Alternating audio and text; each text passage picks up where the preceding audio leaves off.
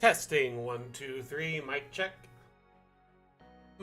Mic check 1, 2, 3.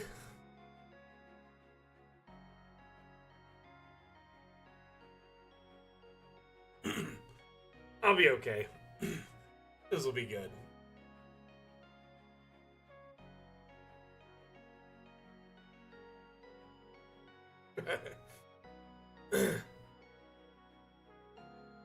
Hello, Haru. How are you?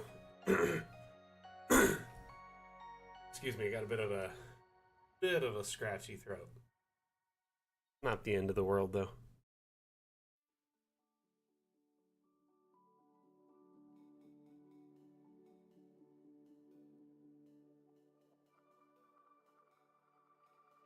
Hello, the jackal.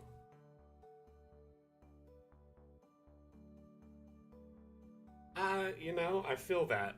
I'm still kind of in the waking up phase of my day, and it looks like you're in the winding down phase of your day, so that makes sense. I've had the one coffee today. I'm still, in that, phase of the day where you're trying to get things going. Pacific time zone for the win.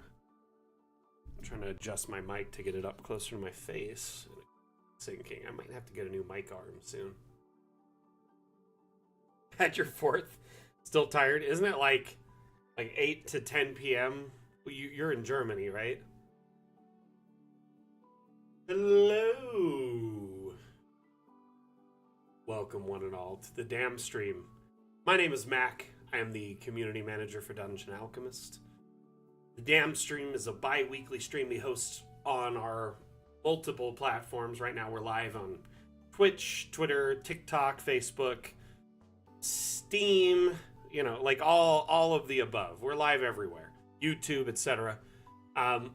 During the stream today, we'll be showcasing maps from the workshop and assets from the workshop, but we also provide real-time AMA support. So if you have any questions related to Dungeon Alchemist, feel free to let us know in chat. Myself or my moderators will dive in, or community members will dive in and try to assist you. Oh my gosh, Jackal animatronic is everywhere. Everywhere!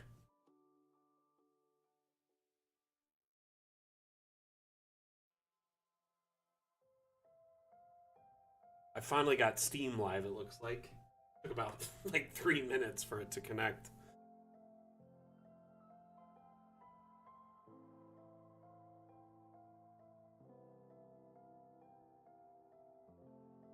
Everywhere! There are dozens of us. Dozens! Thank you for the follow, by the way, Jackal.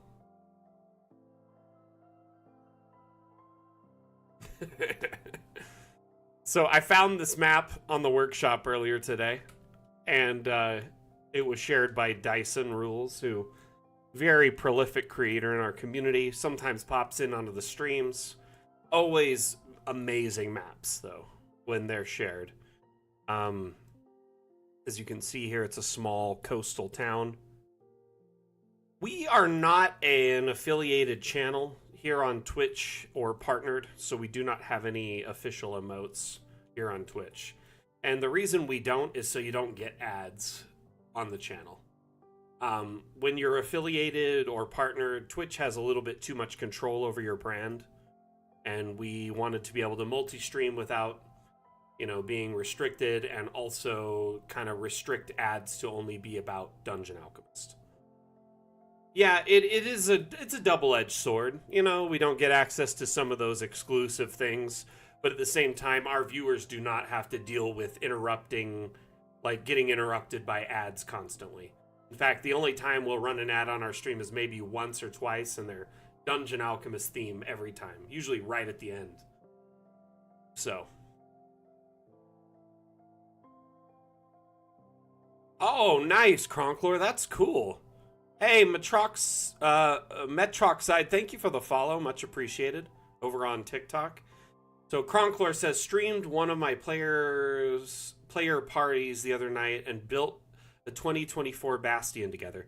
So they were like kind of giving you feedback while you built the Bastion from Dungeon Alchemist.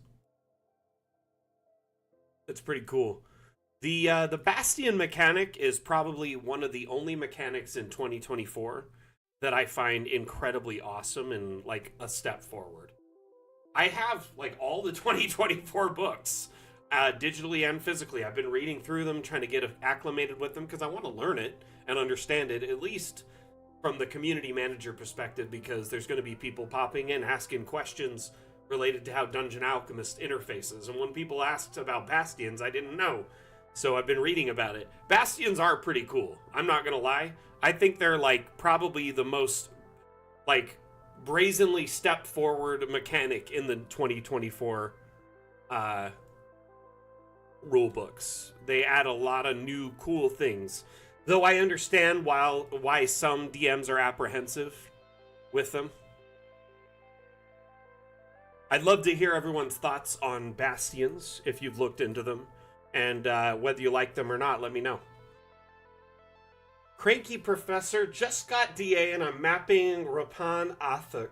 This is an amazing tool and makes the process so easy. Thank you and keep up the amazing work. Well, thank you so much. And I noticed you followed us about 30 minutes ago. Thank you so much for that.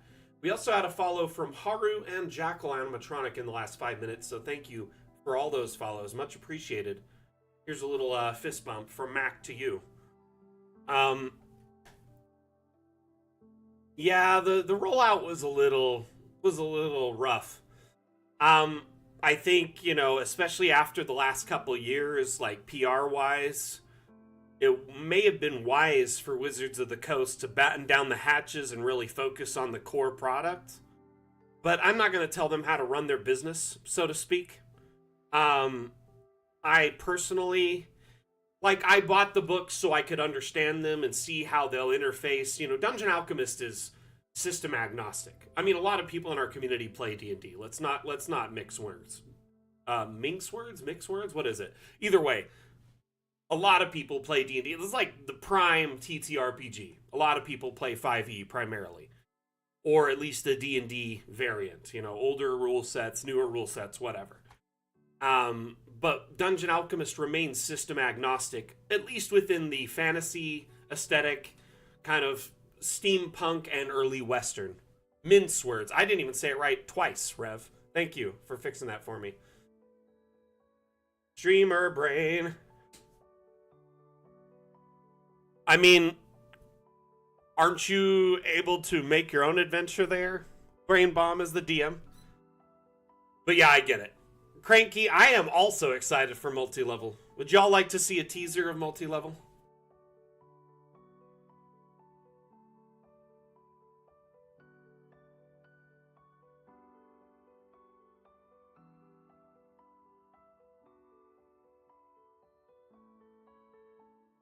So yeah, a Bastion is essentially bases, and it's a base that your players can kind of customize, and at certain intervals they can pick add-ons.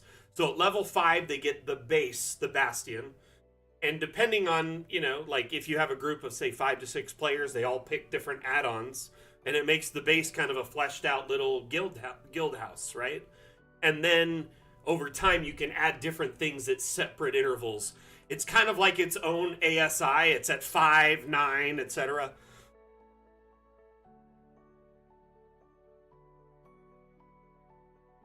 But I think the Bastion mechanic will mix very well with multi-level, particularly.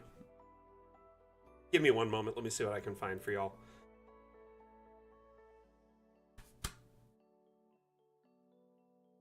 Excuse me. And I really need to switch to decaf, but I need that caffeine, you know? Here, let me show you some underground.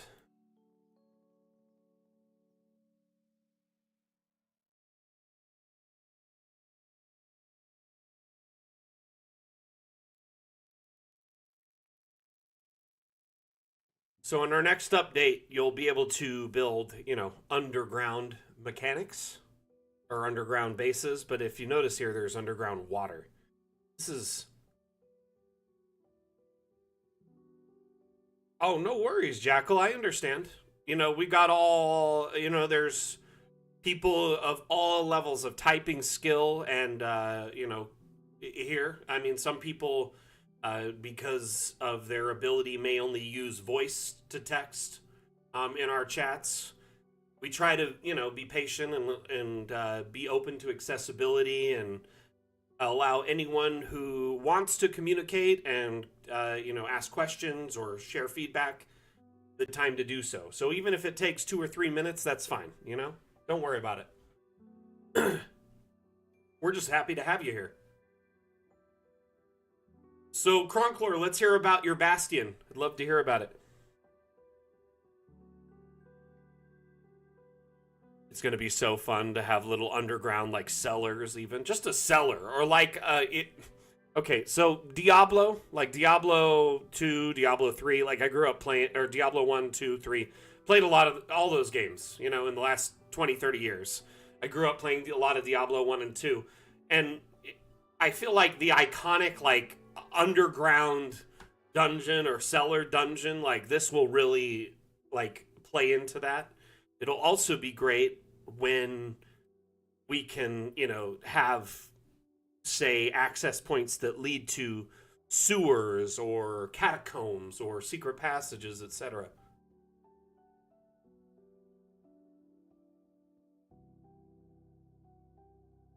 Haru, I think you do such a great job, honestly.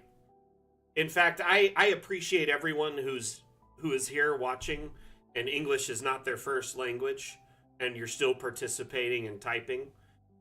Thank you so much for being a part of it.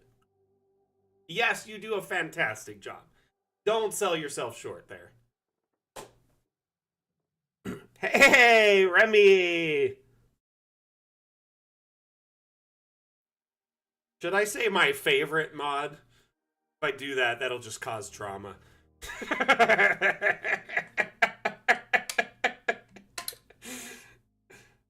I do these things just to stir the pot. I'm not my own. No, not at all. I really hate myself.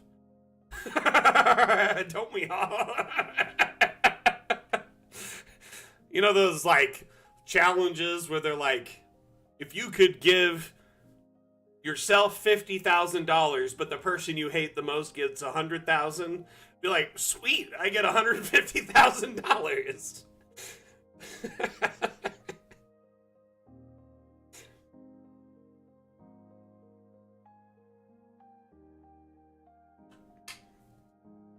Honestly, I love all the mods equally. I said that knowing there was 3 mods here and just wanted to stir the pot. But yeah, if Dag was here, he would definitely get dramatic about it. You know who I miss lately is Seisu, though. Seisu's been absent because of school. He's back to, you know, university, and he always gave me shit. Always. Sorry for swearing, but Seisu provides German. Wow. How are you, Highland Lass? It'll be so much easier to build castles in the next update.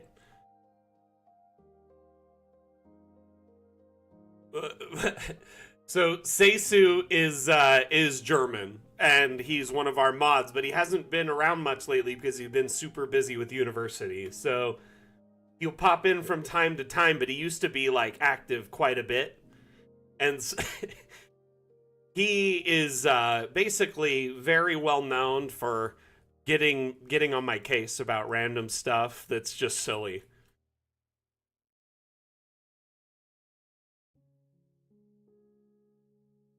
Yes, he's basically calls me out for all my stuff, but in like a very curt and like, let's just say an efficient way.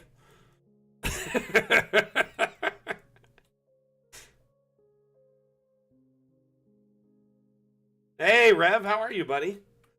Man, I don't think Vecna's ever come to a stream. He does not like the stream me. Oh my gosh, I hear my cat. 1 second. Y'all want to see my cat? Hey, babe, come here. Come on.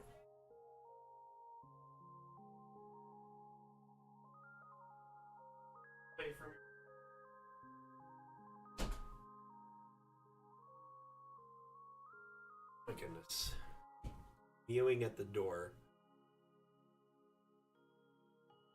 Oh my goodness, Keith. Working on a commission? Nice. Is it a map commission? We have double revs.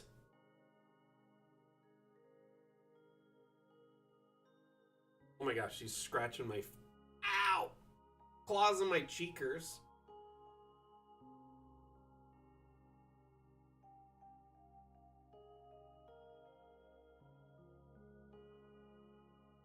So let's just put this mic down, and then I'll turn him towards you. See him. You're spoiled birds. Yeah, he's making biscuits on my face. He was a moment ago, at least. Good baby. Oh my goodness, you see his claw? He's like... Hey, Kalali, how you doing?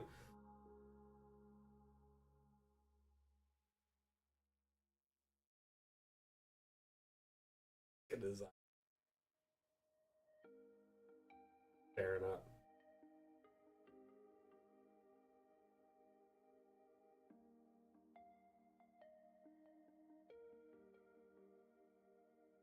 Puppy, maybe. We'll see.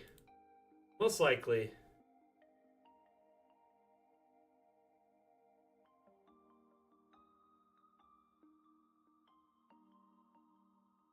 He becomes a loaf and just lets me hold him, and he'll like kind of just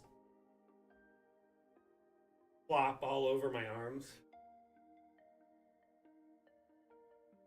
It's kitty time. What's the time? Kitty time. What's the time? Kitty time.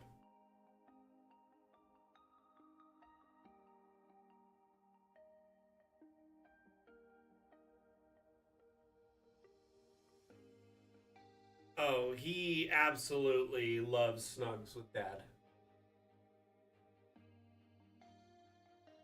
We have a rapport, if you will.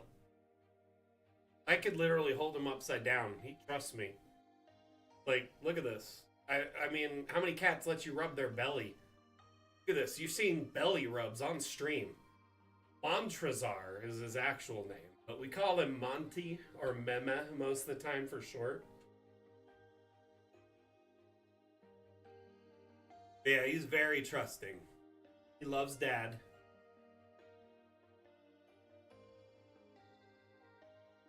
Meme. We call our animals like Pokemon nicknames. So Meme for kitty and Ruru for our pup.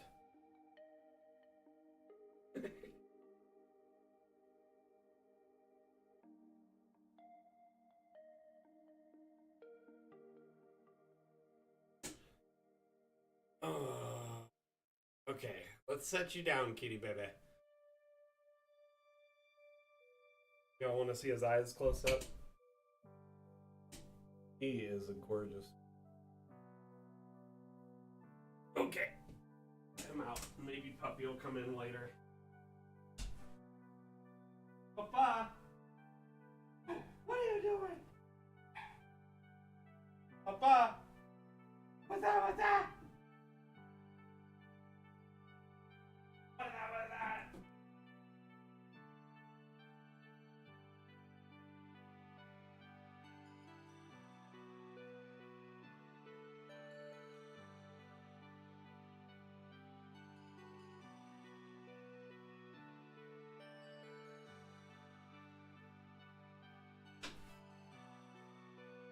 Oh my goodness.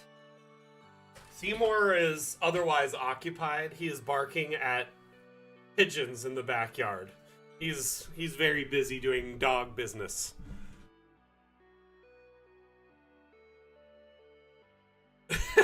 So Puppy is otherwise occupied at the moment. He might make his way up later. If you want, I can show a picture of a puppy to occupy you. Puppy is working, but here he is snuggling his duck. We call it Major Quack, or Biggest Duckus.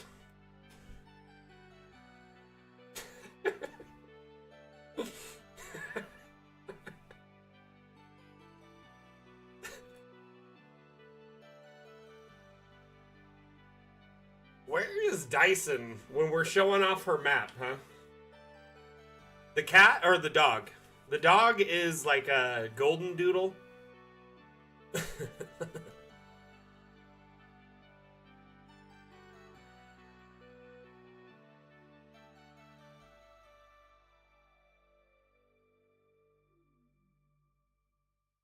Gosh, this map is clutch. Perfect little vertical city. Bit of verticality there. The cat, though, is a Maine Coon, if you're wondering, on the breed. But he is, you know, now adjourned. Doesn't want any more of my snugs. No, I'm just kidding. I just wanted to focus, so I set him out of the room. Otherwise, I wouldn't have gotten much done.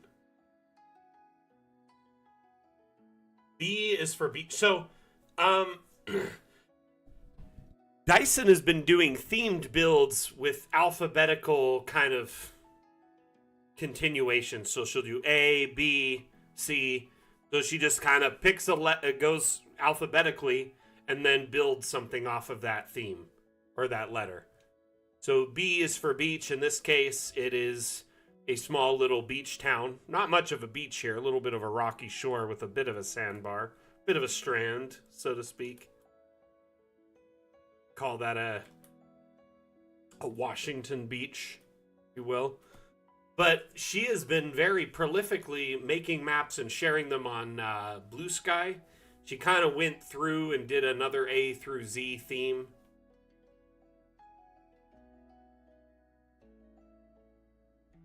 Oh, nice.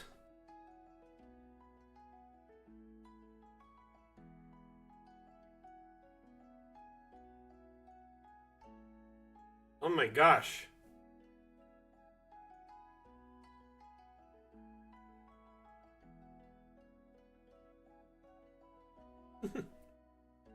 And I just saw your cat. Are you watching right now somewhere? Where are you? Anyway. Is that you, Kalali? Got it. Yeah, that cat is like almost a spitting image. The nose is a little bit different, but I see that like almost as identical. At first I was like, why do you have a picture of my cat? I was confused for a moment.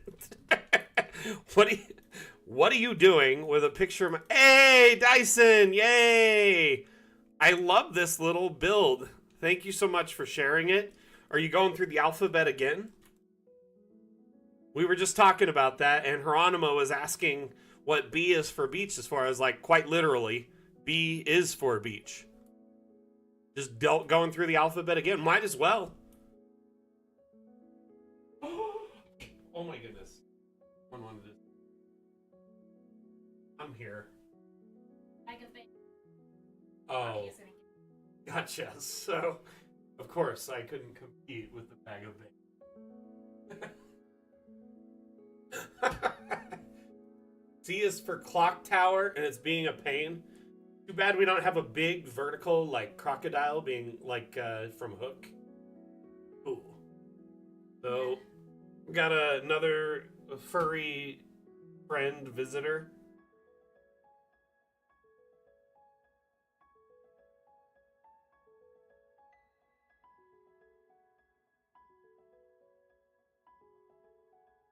You know, Cranky, that's a really good question.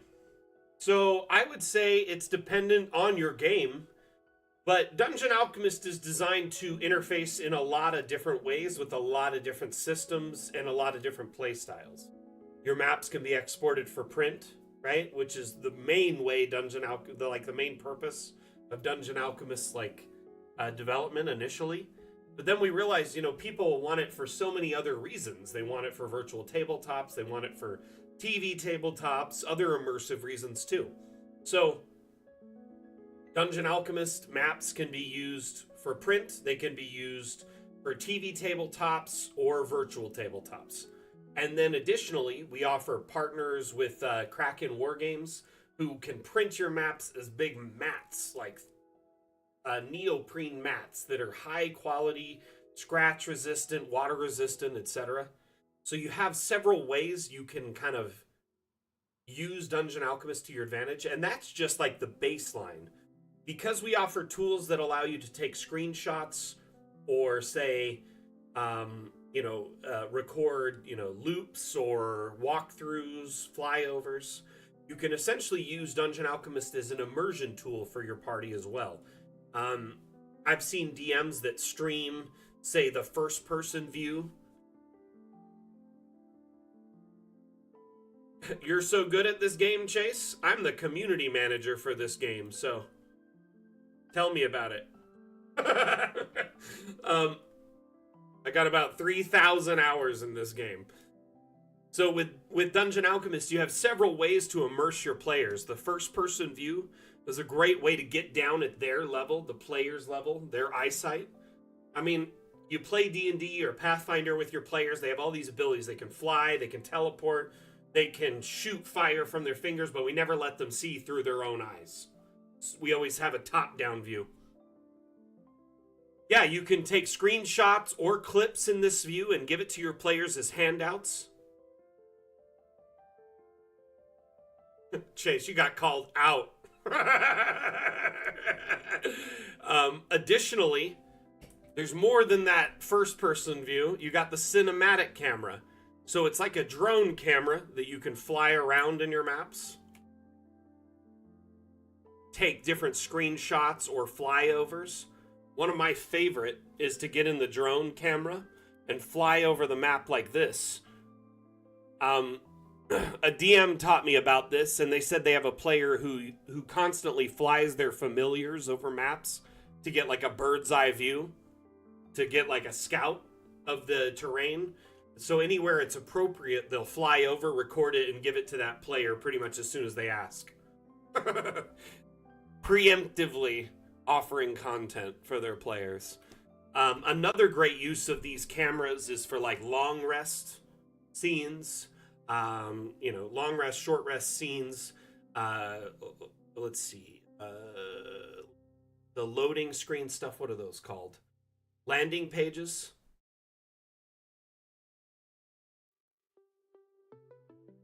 Cranky, you have someone with a familiar in your game? Raise of hands. Who's got a player with a familiar and they use it to scout all the time? Oh, you're playing with fire here. Or a homunculus or some kind of scouting tool. Got both the Furbs in here. There's a kitty over here being held by mom. Hi, baby. Oh my gosh, on the banister? No! Don't jump on the banister. You'll fall. I know you're a rebel. Such a big boy, but yeah.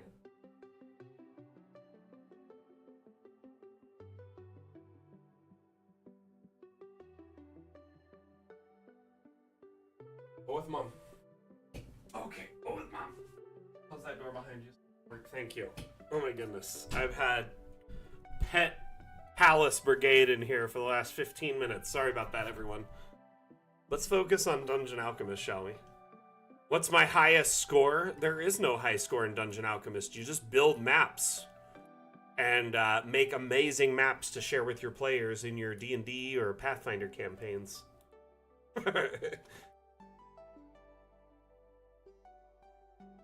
Oh my goodness, Marty. You got both the best of both worlds, right? There's always a good cross section there. What we got here? Oh my goodness, Swedish cook. Those are some handsome fur babies. I just got a picture of another set of kitties.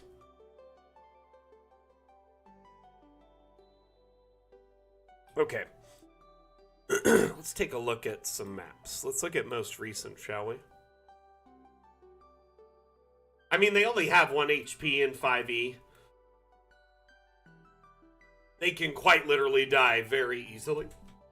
And they're very time-consuming to bring back.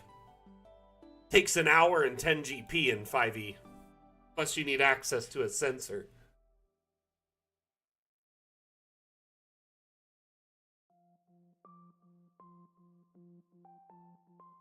Anyway, at the end of the day, I think, torturing players who utilize their familiar to their advantage isn't always cool, because familiars are incredibly fragile. They have a very limited use set. And when they use it within that, I mean, it might as well reward them. Oh my gosh, this is beautiful. Hagrid's hut from, like, Harry Potter?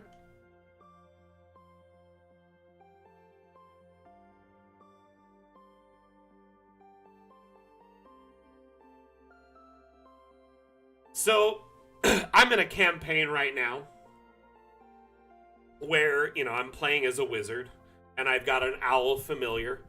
I'm playing as a halfling, and I'm building like a straight up luck build. And my familiar is named Omen to kind of play into that. And it's a little tiny, like one of those little, basically like a mouse owl, like the little ones, right? To match my size. And in our first, session, my owl got ganked. But the DM, whenever he sees targets, he'll count them all in sight. So, there's 8 targets in sight right now, or 6 targets. He rolls a d6, and then whatever that number is applies to them in a clockwise order. So wherever they're laid out, it's like 12, 1, and it goes around.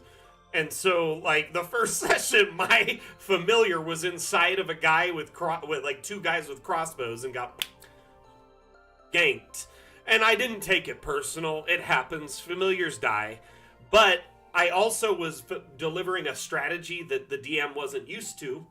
And he even admitted it in the game, where I was using Shocking Grasp through the familiar. And he wasn't really used to that because he'd never really had a player that's done that. So I was constantly just dipping in with the familiar, hitting these trolls with Shocking Grasp and allowing my teammates to be able to run away without provoking opportunity. It was actually quite fun. The barn owl, that's what it is, a small little owl. Yeah, I also have Cure Wounds, so I can deliver that with a range of touch if my teammates need it through my familiar. But for the most part, my familiar stays in his little pocket dimension, or up in the hood of my cloak.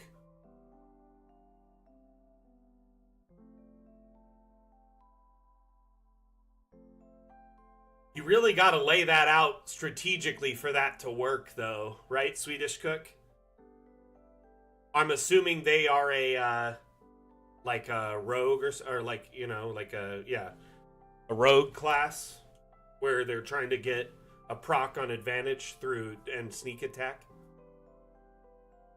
It's just got to be laid out just right. The familiar has to go first, right? And has to be within range for you to proc it. Can't just fly by.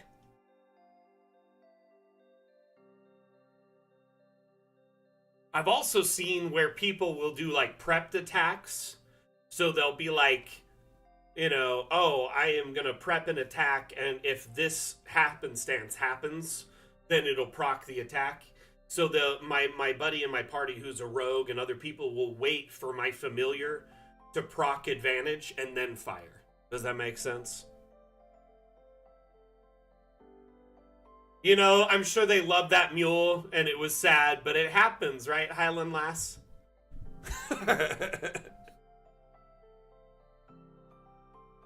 You're calling it a ward officer now. I converted you.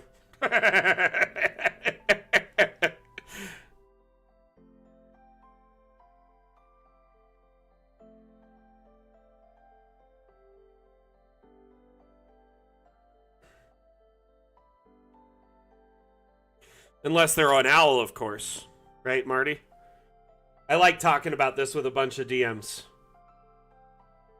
So, okay, my party just escaped from a prison, right? And everyone in the prison we talked to says they were in prison there wrongly. And in our entire group, we all know we were, because we were like thrown into the jail for various wrong reasons. Basically, either we were perceived as evil, or wronged someone who was corrupt, or whatever. And I know that's a normal like theme in a jail, everyone's innocent, but it was kind of funny that we were going on that. And there was a whole block of prisoners essentially that we broke out to escape with us. 18 dudes rallied with us and tried to break out with us out of the prison. One of them survived. And when we realized that he was basically going to be the only one that survived, we asked the DM, we said, hey, if this prisoner gets out with us, can he join our party as like a party mascot, like just someone who wants to stay with us because he realizes we're cool, or wants to help us out, or do little odd end jobs for us? And he's like, yeah, he can be a party mascot. And we're like, what's his name?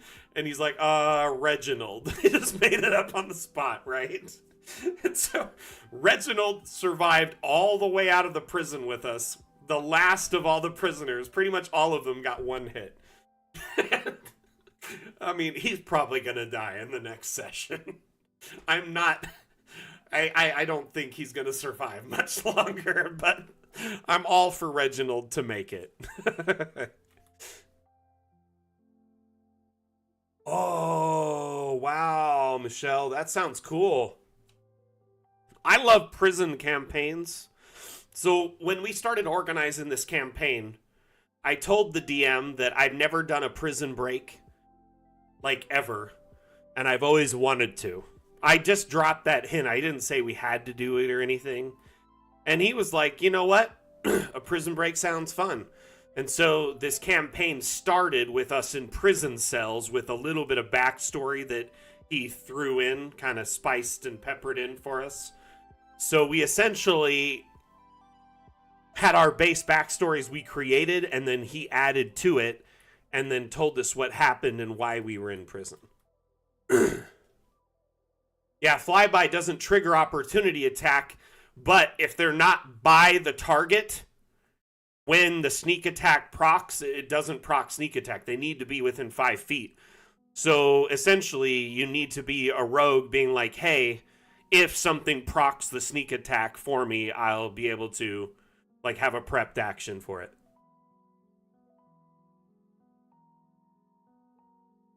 But yeah, flyby is really cool with owls. They're one of the few animals that don't proc the opportunity attack. And that's really cool. I also like that it's like secret, but not. I mean, oh, it's a separate house. But they're connected with wardrobes, it looks like. Cool. I like it. That's dope. Don't know much about Harry Potter.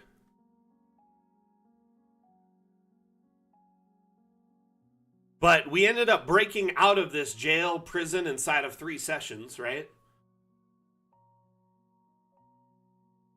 Atlam, is Steam like really buggy for you today?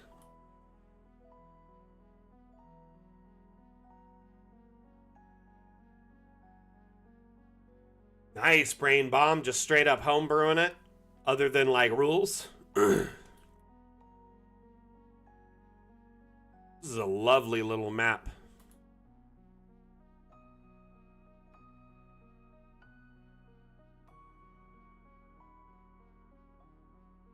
My favorite part is the garden.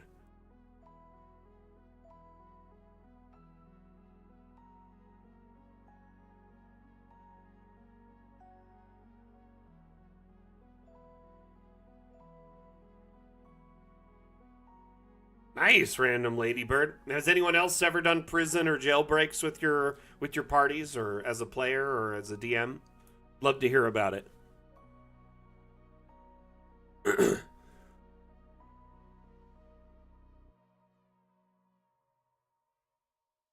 So you meta their owls to make sure they can always be netted.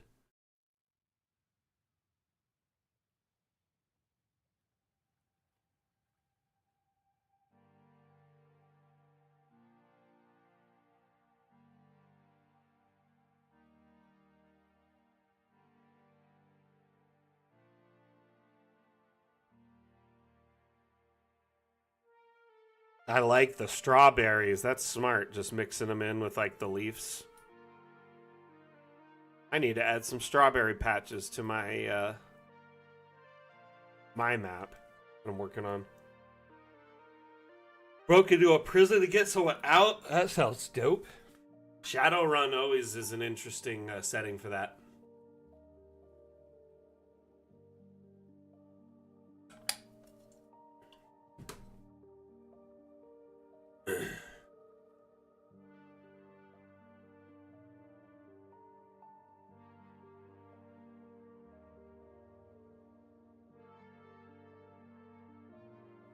Oh, interesting, Rev.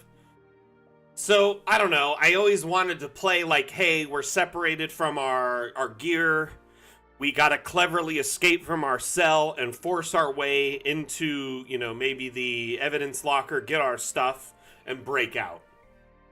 And that's exactly what this was. I didn't really ask for that exact thing, but the DM delivered. It kind of felt like a Skyrim or, you know what I mean? Like opening where you're essentially against all odds. You got to break out and force your way out of a prison.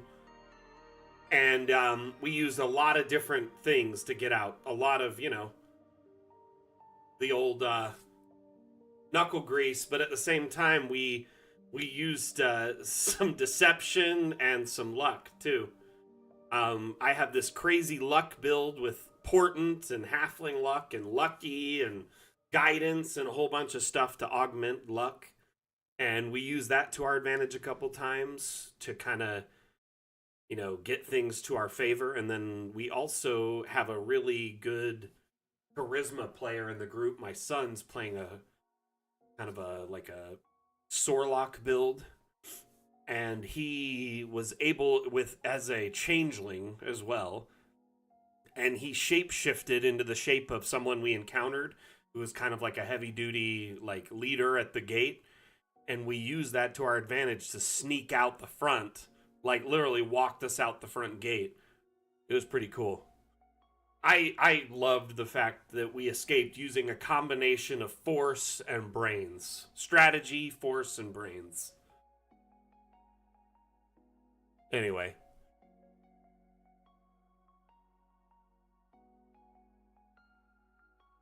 Heists are, a little bit different than a prison break, but man, heists are also pretty cool.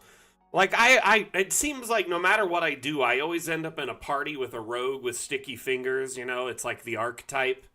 Not every rogue has to be the kind of person that steals. Some of them are assassins or, whatever, but anyway, they always want to steal things when it's not appropriate. Maybe we're at someone who's paying us to do a job, house or whatever, and it's like, hey, if you want to do a heist, I'm all for it. We'll help you out. Let's plan one. Let's do a big heist where we steal everything from a magic shop or grab a rare relic from a library or something.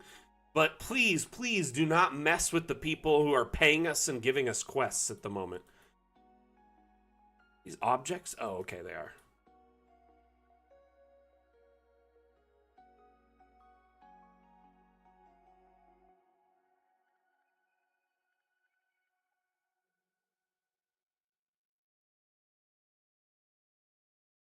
New Vecna adventure.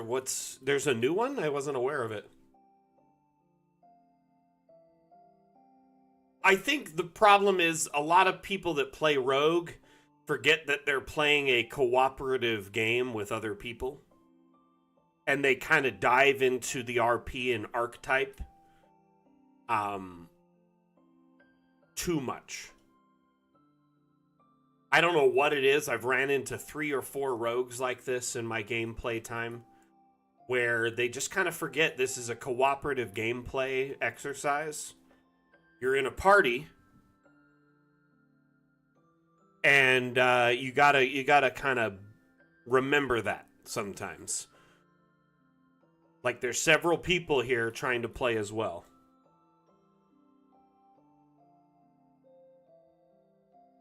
Ah, Eve of Ruin. I have not checked that out. Is that the free one that they were offering recently?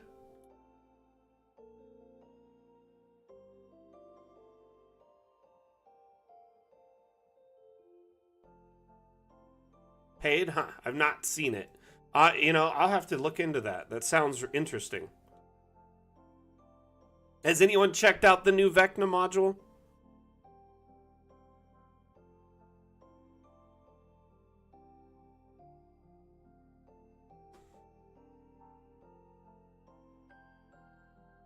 This is a great build here. I think they did a really good job. Everything kind of just has a place, you know what I mean?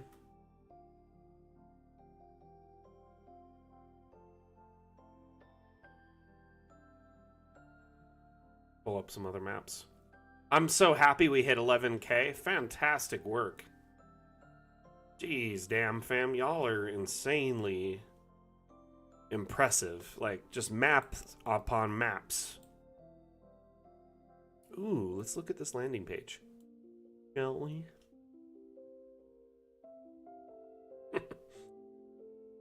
So, I kind of have a base rule in campaigns I'm running. PvP always has to be agreed on, and that includes, like, from session 0. So if they say they don't want any PvP unless it's, like, agreed on 1v1 fighting, it will not happen. That means players cannot steal from each other. They cannot, do things nefarious and, like, kind of off-scene that would otherwise affect the whole party. You know what I mean?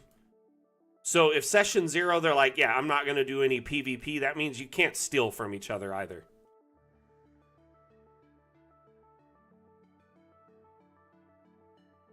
Exactly. Like, a session 0 kind of hashing out, if there's going to be intrigue and PvP, that's fine if they agree to it. If everyone kind of thinks that ultimately people might steal from them, they'll plan for it. But a lot of games are a mix match, like a hodgepodge group that is new and existing players. And I feel like existing players that play Rogue always, like, bank on there being new players they can take advantage of, or other players that will, like, I don't know. I just don't like it. So I nip it in the bud. Like, if a player campaign group is all for it, then I'm all for it. But if even one person's like, I really don't want a PvP unless I agree with it, then I'm like, okay, then there's no PvP.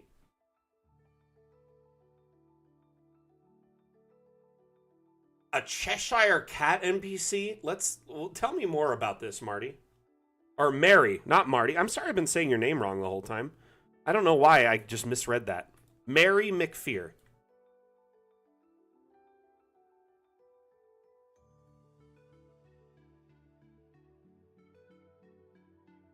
Nope, you're Mary. From now on, I read it right. I don't know why I read it wrong. It's weird. The brain's weird, isn't it?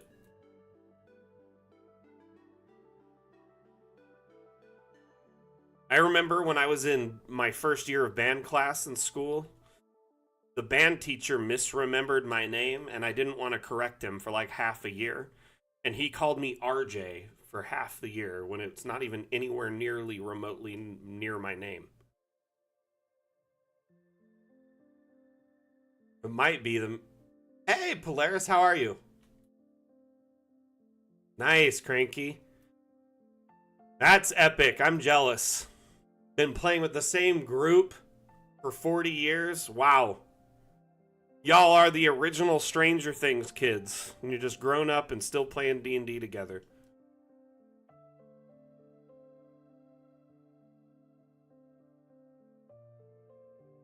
This is a beautiful map. And it is a landing page. Check this out.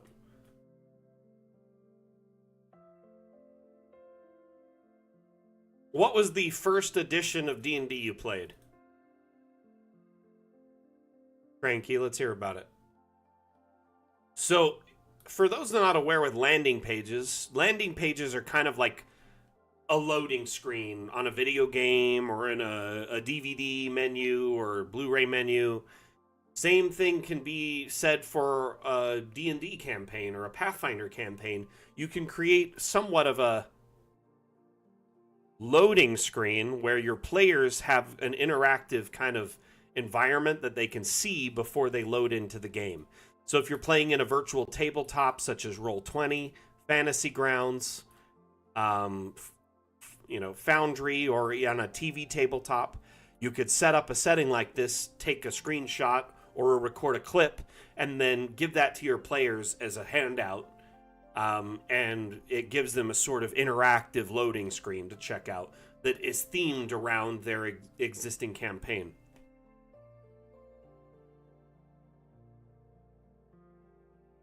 Personally, when I play, I'm playing in Roll20 right now, but when I host games, I use Foundry. Hey, Sean. White box. I'm old. No, wait. Chainmail.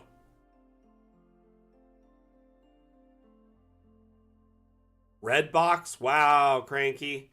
That's some old school. I'm pretty sure the first game I played was 2E. I don't know for sure because I was really young and it was being DM'd by my friend's older brother. And so I was like, I don't know what we were playing. All I know is the time frame was kind of like early 90s. And I do remember I was playing like a kind of a fighter class. And I do vaguely remember Thaco score being a part of it. But my first game was played on graph paper, white paper. And we used like army men and pennies and nickels and dimes as tokens.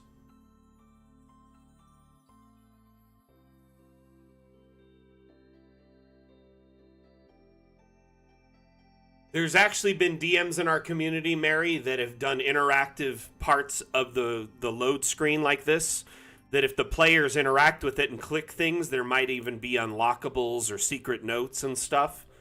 One of our DMs hid a bunch of like Easter eggs in the menu, like the load screen menu like this, and their players never found it.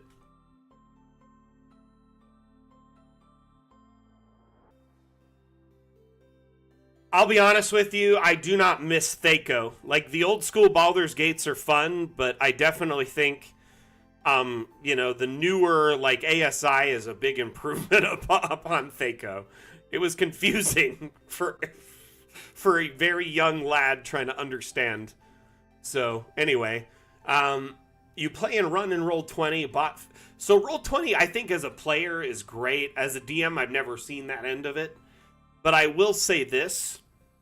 Foundry being an end-to-end solution for a one-time price, for a lifetime license.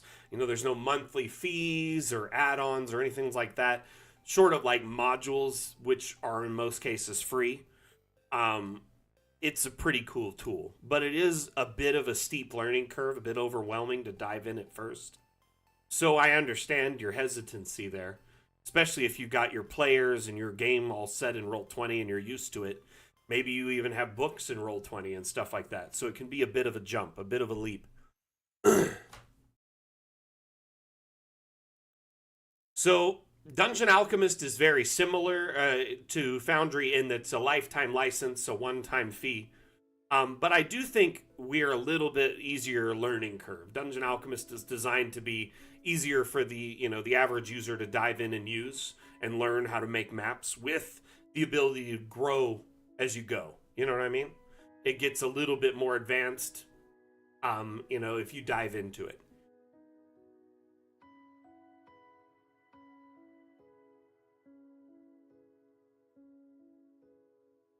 Oh, wow, Cranky, that's cool. Arkenforge is pretty cool.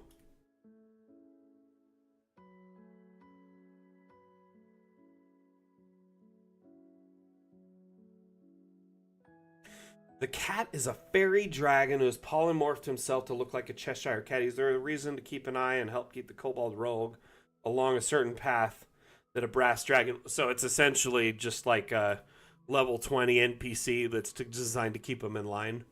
Mary, right? Sorry, I missed that before. I think this is a very nice backdrop, though, for like a loading screen for a campaign. So your players' information, their kind of avatars, a world map, kind of a neat little environment that makes them feel like it's part of the world, or maybe it's at their base or somewhere they've been.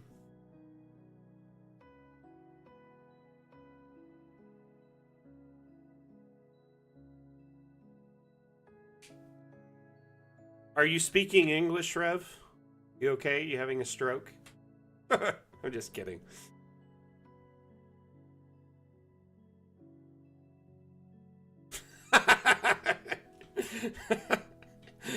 I understood about half of what you said. It was mostly the small 2 to 3 letter words.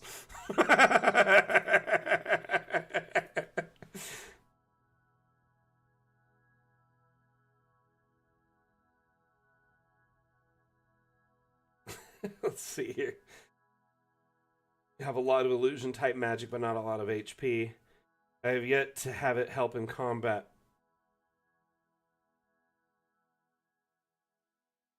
Interesting, Mary. That's a cool idea with the Cheshire Cat.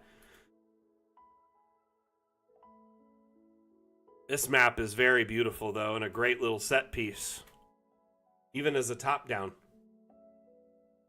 Next theme idea? What do you mean, Davin? What theme? For, like, the next Dam Challenge? Or for our next update? It is really nice, right, Dyson? Here, let's search for some landing pages. Because it's not necessarily a core feature of Dungeon Alchemist, but it's something you can do with it. The next Dam Challenge theme should be exploration. Interesting idea. So, for anyone not aware, the Dam Challenge is an ongoing map-making contest we host. It's a bi-weekly map-making contest. There's 26 of them a year. So, every other week, we pick a new theme, and our community uses the time in between to make a map following that theme, and then they submit it to the Dam Challenge channel on our Discord, which is where we gather all the entries, and I assess them if they have followed the rules pinned in the Dam Challenge channel, and, follow the spirit of the theme. Then there's a chance you could be the winning entry. The winning entry gets a $10 Hero Forge gift card. And their map is the first map featured on the Dam Challenge channel. Lastly, they're featured in our weekly newsletter, the Cartomancer Chronicles. So, it's a good way to kind of get some eyes on your work, get a little bit of dosh for your work, as well as kind of flex your map maker muscle, both against the community and yourself. Challenging yourself to step outside your comfort zone and make a map you may not normally make. So our current theme is Hellscape, right? We've challenged our community to use that theme as inspiration to make a map of any shape or size, following kind of that spirit or theme. I will be honest with you, Rev. That is kind of one of the main reasons I have personally avoided the Roll20 interface as a DM, because their map file size limit is 20 megabytes. So, first off, they don't support animated maps stock. And then secondly, there is a limitation in file size. Though I have spoken to their team about this a little bit, and they plan to upgrade it over time. But where they're 100% web-based, they've got to have some caveats, like give and take. So it may be, maybe pro members will have like 100 megabyte options in the future, but like standard members won't.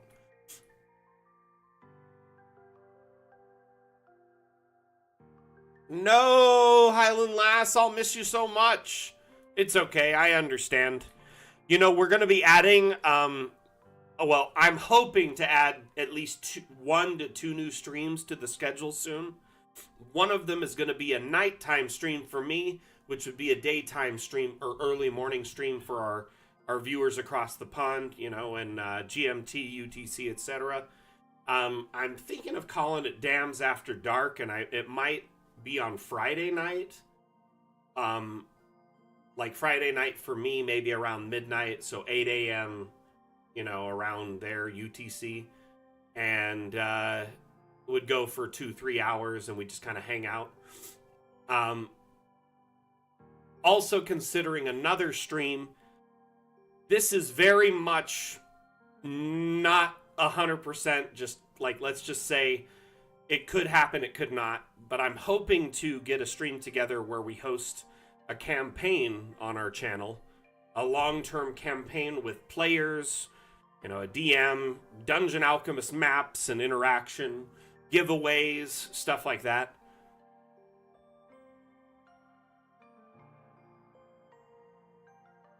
So, it would be fun to... I mean, I'm in my PJs most streams, Asmodeus. I don't know if you know that, but that's pretty much the... I'm in the Dungeon Alchemist shirt I'm in business from the waist up. Actually, right now I'm wearing jeans because I was out running errands before the stream today, but normally I'm in my PJs. But I think it'd just be fun to host a stream where it's kind of a late night stream for our American viewers and, American audience, but at the same time, it's early morning for our European audience. This is beautiful. Kind of gives that bit of a like a Sea of Thieves vibe. But let's go check out where the landing page is, shall we?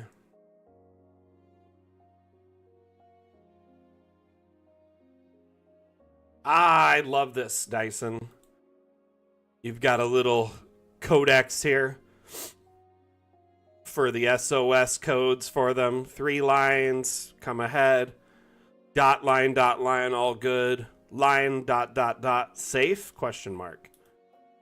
And then, of course, if you get it just the right height here and location, we'll get it just right here, I'm sure. Then you could see the ship and the lantern. I bet.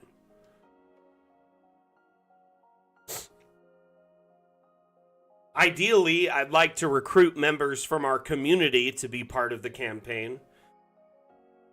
Fans of Dungeon Alchemist, who maybe DMs who don't get enough time to play but use Dungeon Alchemist a lot. Something like that. But it'd likely be, 4 or 5 players plus myself as a player, and then looking to hire a professional GM, and I've got a couple in mind that I've worked with in the past. But ultimately, I think, hosting maybe a bi-weekly game where every other week there's a professional DM hosting a game session on our channel with myself kind of moderating and playing, but also a couple other people from our community, maybe people who stream, and have Dungeon Alchemist in their own campaigns. Stuff like that. There'll be a little bit of a recruitment phase where we maybe have an application and people can submit an application through like a Google, document or something. And myself and the GM and the devs would kind of pick players, etc. Also, I'm kind of hoping that we could use this as a revolving door space for the dev team to jump in and be a guest player as like a guest slot or an NPC player, kind of thing. I've pitched this a few times to the devs in the past. Every time it's kind of been it's not the right time. It's not the right time. But I think as we get into the next update, it is the right time. When we get into, fun with objects, and we have multi-level and all these new features. Finally, I lined it up. I think it's the right time. Yeah, I mean, they may be a good guy, they may be a bad guy, they may be playing with us for the night as just an extra player who, is just like an NPC normally, but they joined the campaign that night.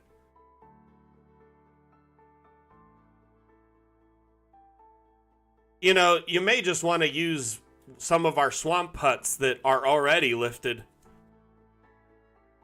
Gavin. So we've got a few, let's see here, like this tree house or the swamp hut. If you disable collisions, these got stilts on them. Check that bad boy out. And then you can raise it up and they sit on the stilts. And these have a roof you can take off. These are actually great as swamp huts. Yeah, we were showing a couple landing pages today, Mondu. But this one in particular is called Swamp Hut. I don't know what the underscore is in that. That's definitely an oversight. But if you go to objects, right, and then go to structural, they are located under construction. There's a few, well, some of these here I downloaded from the workshop, but the rest, the Swamp Hut and the Tree House are great additions in the swamp.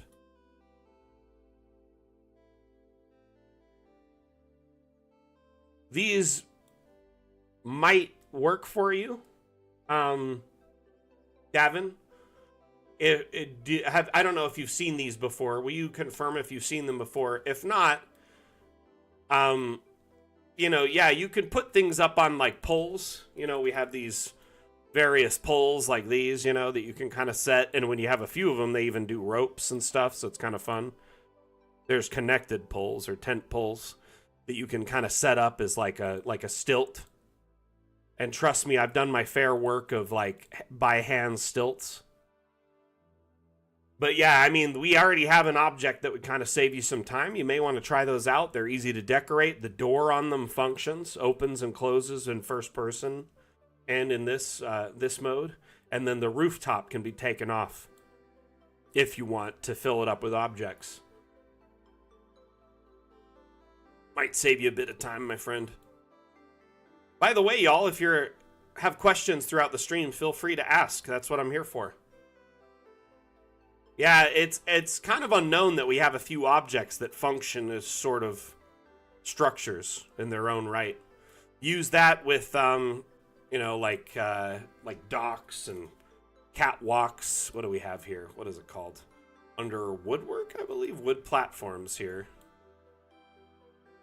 We have some of these like scaffolding. These work great as like kind of bayou or swamp docks. These are kind of my favorite go-to structures for connecting swampy huts. There's also the workshop to supplement stuff, but there's a variety of different scaffolding options.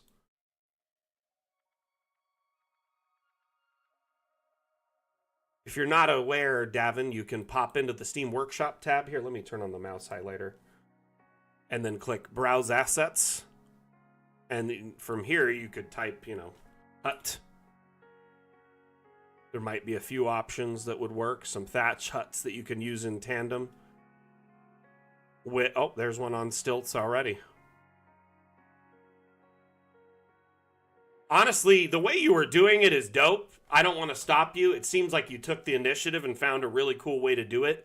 The freestanding walls is the way to go, like if you want to raise things above the normal build line, right? But at the same time, there are a few objects that can kind of speed up what you're trying to do.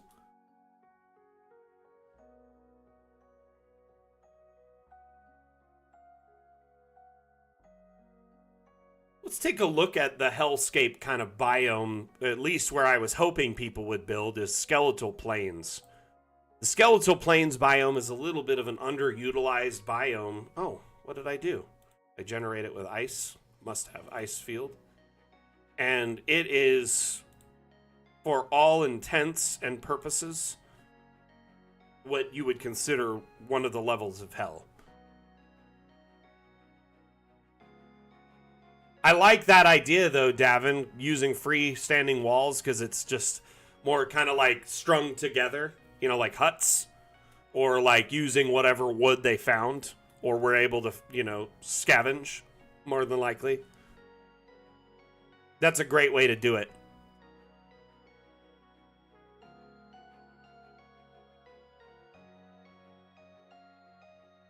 This particular biome, though, I mean, full of just bones and, like, it just looks like a lot of people died here, right?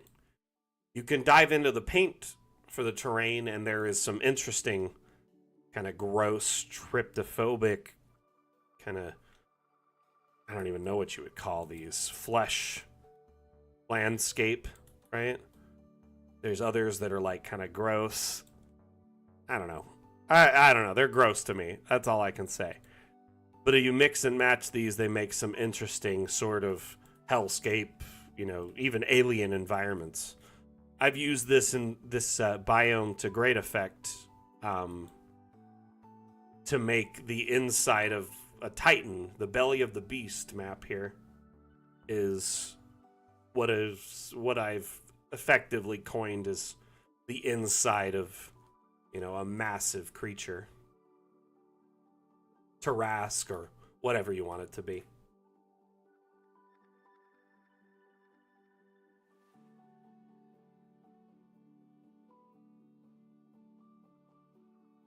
So here we have the esophagus. Kind of follow that. And then here the stomach, acid, bones, other things that have been eaten.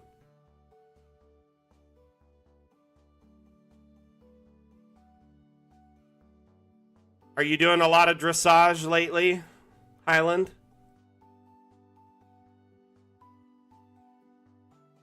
Speaking of horse stuff, Asmodeus may ping you, because I told him you are always on the lookout for extra, like, livery stable assets, and I think he may be able to fill the gap, you know, in the interim, if he's interested at least. I just told him you're interested in that, so he may ping you for some ideas or feedback. Competition tomorrow. Fantastic. Good luck. And then here you have the, you know, small intestine and then the large intestine.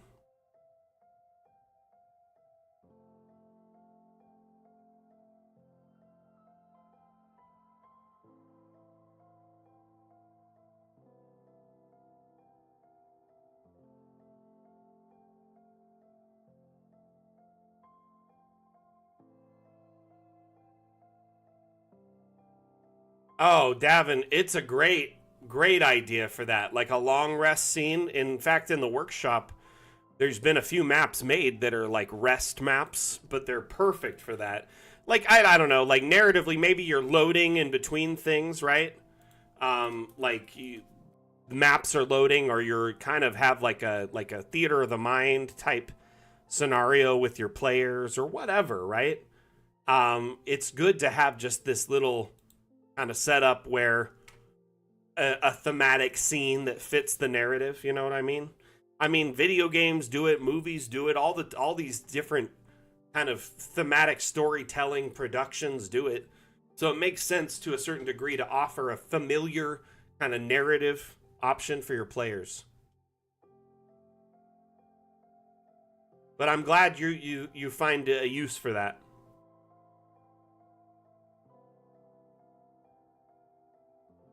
I always love little scenes like this that just, you know, they're not a ton of work, but add a lot narratively to the story. Players camping in the jungle for the night, here's a little long rest for them, you know? Hey, Caillou, welcome back. How you doing, my friend?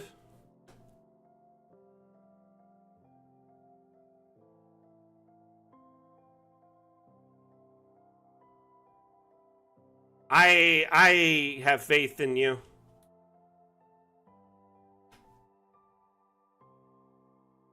You got this, Highland Lass. What's new? Here, let's take a look at some new stuff. You want to see some new stuff? So here is some teaser video of the decal tool, which is a feature in our next update launching in Q2.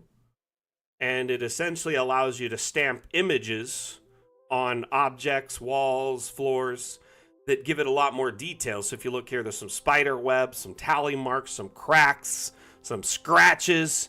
So it really just makes this decrepit little, like, hovel feel even more so. This particular feature is one of the most exciting new features in the next update. And with any luck, you'll be able to import your own custom images and use them how you see fit.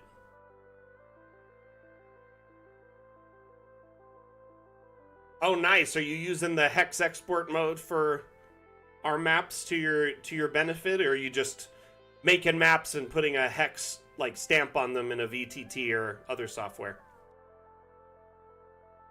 This is a very, very impressive addition. I'm excited for it. Let's see. Let's take a look at a couple other things coming into the next update. Universal object scaling, which at a glance seems very simple, but it will allow you to quickly set the scale of objects, all the objects in the object menu, to a much larger or much smaller scale. So maybe you're making like a halfling town or village, maybe you want smaller objects, or maybe a giant town or village, you want bigger objects, or maybe you just don't really like the set default scale of objects. You can set them lower so they more fit your preferred aesthetic. I actually really loved your window, Random Ladybird. Thank you for sharing it. We don't have enough freestanding windows, if it were, as it were, and I think that was a very nice addition. Thank you so much. For anyone wondering, in the Cartomancer Chronicles, which is our newsletter, I build this newsletter every week, so if it loads up every time you load up DA or every other week or whatever, that's, you know, it was Mac who built it with love. You should look over it and read it. Please pay attention to it. Read it. And I share upcoming, streams and information there, tips and tricks, news about the Dam Challenge, the upcoming theme, when it's due by, who won the last theme. Also, I love to showcase assets from the workshop. Hey, Mosey, how are you? And this particular asset shared by Random Ladybird is not only nominal in size, but it gives you a window at any location instead of just on the base floor. So you could put windows at upper levels, giving you a little bit more customization. You use the hexagons, awesome, in the grid tools. So for those that aren't aware, under settings, you have the grid settings, right? You can enable the grid. I don't necessarily recommend exporting with a grid unless you're playing for like print or on a TV tabletop. If you're playing on like a virtual tabletop, usually it's best to use their localized grid tools because they're far more, advanced. But you could set like grid color. You can see here the grid in the background. But you can also change the grid to hex. And the hex grid, I feel, has a little bit more control. You can set the size, the color, etc. But hexes are really great for like world maps and regional maps. So you could kind of do like a regional map and throw a large hex on it, and all of a sudden it feels even much larger than before. Oh, very cool, Mosey. Is it on the workshop, or? I'd love to take a look at it if you shared it already. In fact, if any of you shared a workshop map in the last week or so, let's take a look. Let me know and I'll pull it up. Take a look at another teaser. Hexes also work for, if you prefer hex at like local or like small aspect play. I mean, they're great. Hexes are, I think, make more sense mathematically than the square mode, because moving diagonally still uses just the same amount of movement as, vertical and horizontal movement, which makes no sense on a grid. Whereas hexes, you move every direction, it's the same distance. It makes a lot more sense. You want those vaulted ceilings? It's gonna be a bit, Mosey.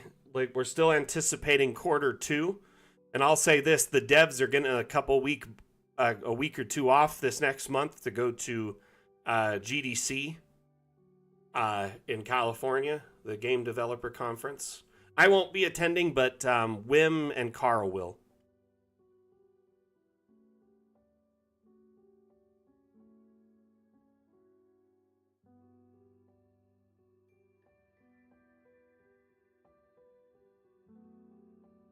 So looking at these lights, I kind of explaining them here really quickly. They're what's called abstract lights. And abstract lights allow you to project light in an area while the light itself is not there. So the light it casts will be there, but the light source will be invisible upon export.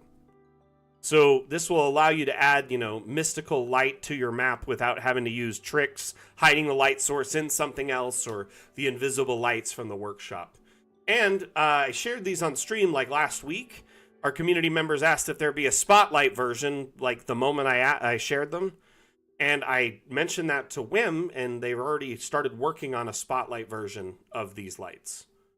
So essentially, let me see if I could pull up this spotlight clip that was shared.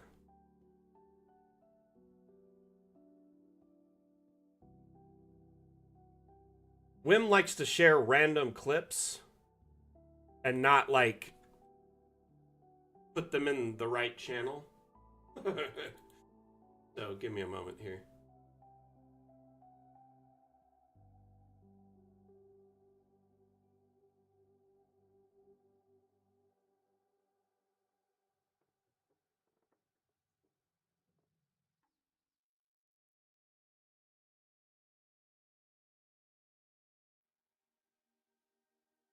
Where is it?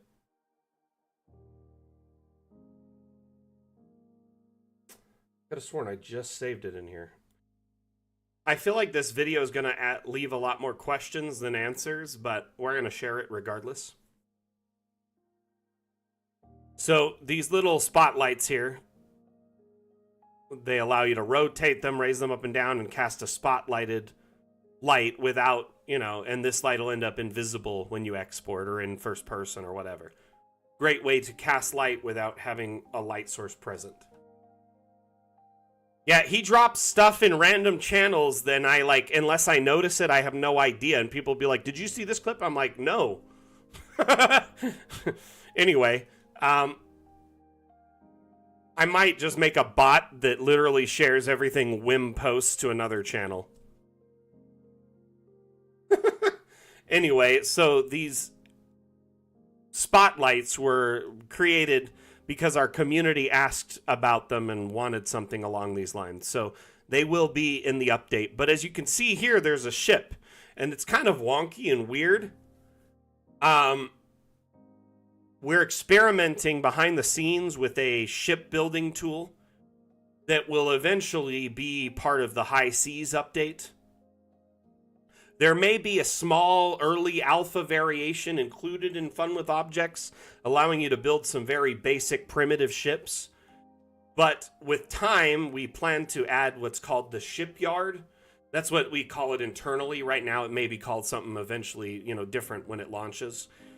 But it would be a tool that allows you to build ships, airships, water ships, astral ships, and share them on the workshop, but also put them in your maps and, copy and paste them between different maps, because ships tend to move. They don't tend to be set in one location. Potentially, I don't think we could call them spelljammers, but we could call them astral ships. Let's call them that, okay? Puzzle, I didn't notice you subbed a few minutes ago. Thank you for that sub on YouTube. Much appreciated.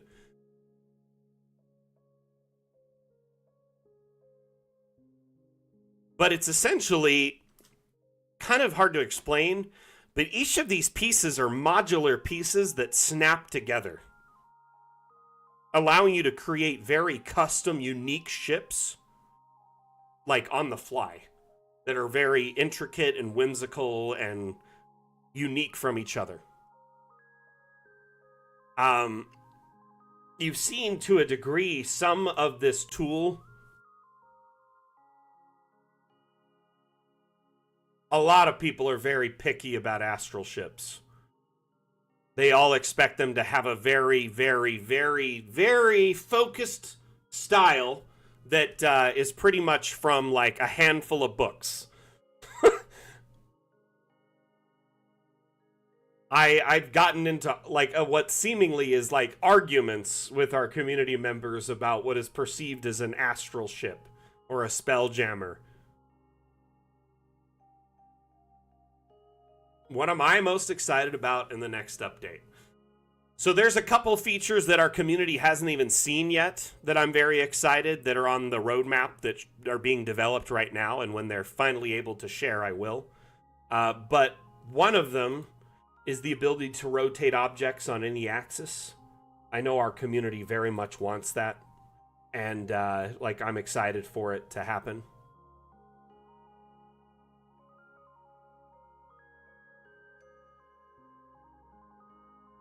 Just knock. Like someone knocked on my door. Huh. So in this clip, you see a tool called the Modular Objects tool, which is something being refined right now, and we're trying to find more uses for it. And one of the first uses was connecting tracks, and then the second was pipes. And then they even made a whole subset of fun, like kind of steam, like brass, like pipes that are meant for like a I don't know, like a cool, like a artificer workshop, or maybe like an alchemist laboratory, something like Willy Wonka would have, just a bunch of like steampunk pipes that can connect together. But another use is shipbuilding. From my understanding, it's being worked on right now, and there'll be a whole bunch of like modular ship objects that can just kind of snap together like Lego and make custom ships out of it.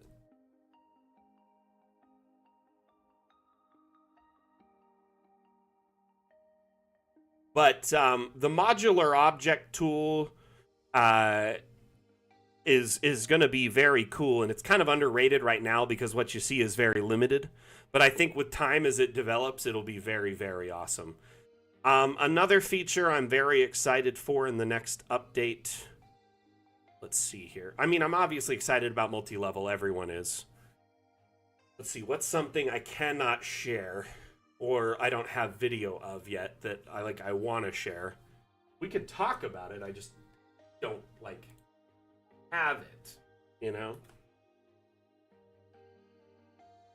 Let me think for a second, okay?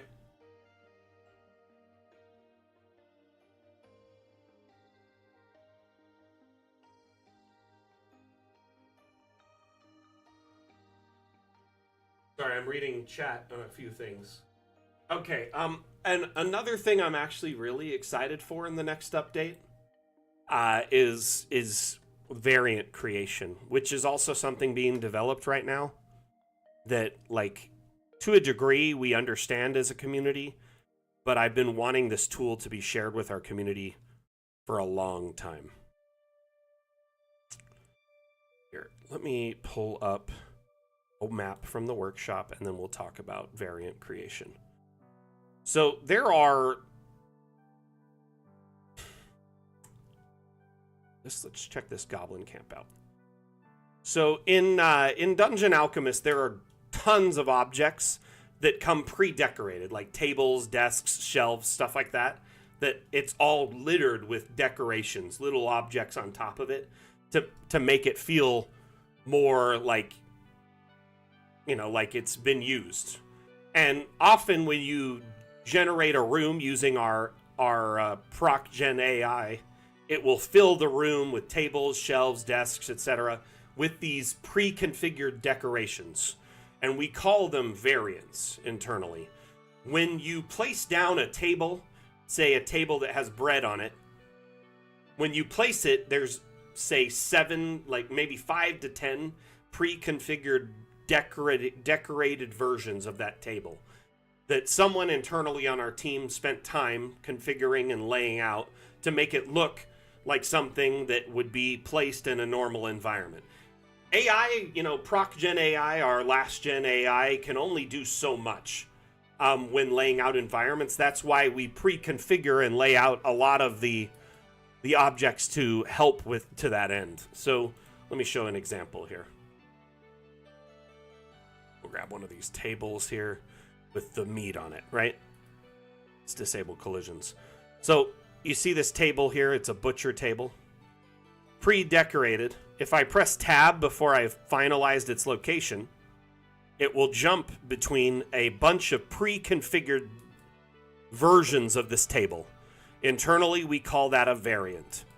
When you generate a butcher shop, one of these variants may appear at random to help make the place feel much more unique, right? And I do want to point out, when I say AI, Dungeon Alchemist uses no generative AI whatsoever. It's 100% proc gen, which is procedural gen or last gen AI. It's programmed by us in-house using our proprietary AI, and our dev team programs it by hand. None of it is from an outside source. All of the art in Dungeon Alchemist, all the assets you see here that are used in our procedural generation, are developed in-house by our very talented team of artists who we love and compensate very fairly. So at no time are outside art or maps or assets or anything like that used in the procedural generation of maps. When you generate an environment or a room, none of the assets that are used in it were made by anyone outside of our team. Now, of course, Dungeon Alchemist has the Steam Workshop where you can download assets shared by our community or maps shared by our community, but none of those assets end up in our AI ever. We would never use community maps or assets to train our AI or to supplement our AI, because we very much respect artists' work and want to make sure that their work is used in the correct capacity. Anyway, moving on with that, we want to give you the ability to decorate objects, not just tables. Maybe pre-configure, build a whole ship, or load up a tent with objects, or a cart, or whatever, and save it as a variant that you can stamp around your map all over, or between maps, not just one map. Take it from map to map. Additionally, I have pushed very much for variants to be shared on the workshop. So what this means to all of you is you could put a bunch of objects together, save them as a variant or stamp, move them between, in multiple places in your map or between maps, or even share it with other people in our community so they can use it in their maps. Variant creation will not be limited to just stock assets. We want to allow you to create variants using assets from the workshop as well, most likely. So as long as we're able to develop that, we'll allow it, most likely. But, it's a case-by-case scenario. We really just kind of have to wait until we see what it's like when we get there. I do know these things are being worked on in the background, and they are on our to-do list for this update.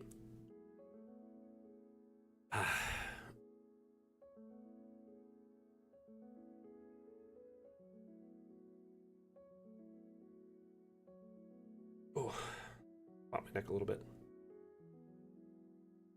I think there will be another section just for variants, Geronimo, but yeah, it'll grow pretty quickly because unlike asset creation, you have to have the skills to either create them or source them and upload them. And map creation, it takes the time to make the map and upload it and share it. I think variant creation will be even, a microcosm or, of maps where you're just making object configurations and sharing them. There will likely be a whole subset of our community who focuses solely on that, which I'm fine with.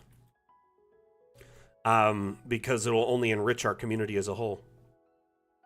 Man, this map is something else, a little brutal. Doesn't seem like much of a hidden camp.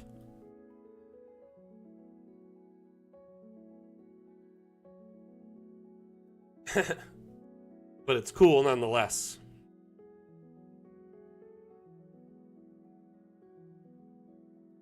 One moment.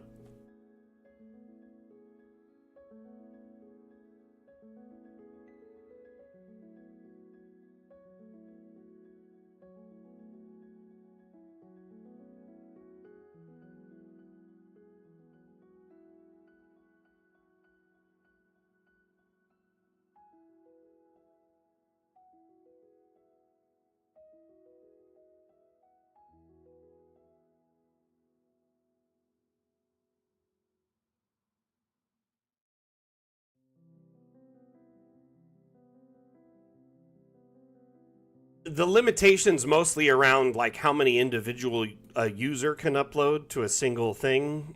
But yeah, we're definitely filling up quick. I mean, some games have thousands of mods for them though, like especially very popular games. So I think we're kind of, while each object can count as a mod and each map is its own thing, we're really kind of in the lower count when it comes to that. This map is very nice.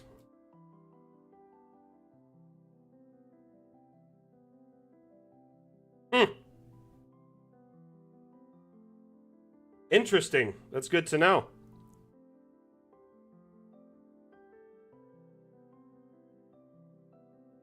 Steam at the time, they're like, no one will ever surpass 100 gigabytes.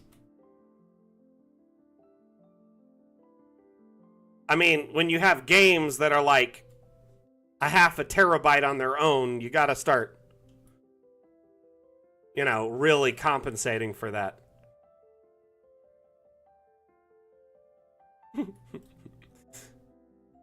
Sack and Asmo, hold our beer, right?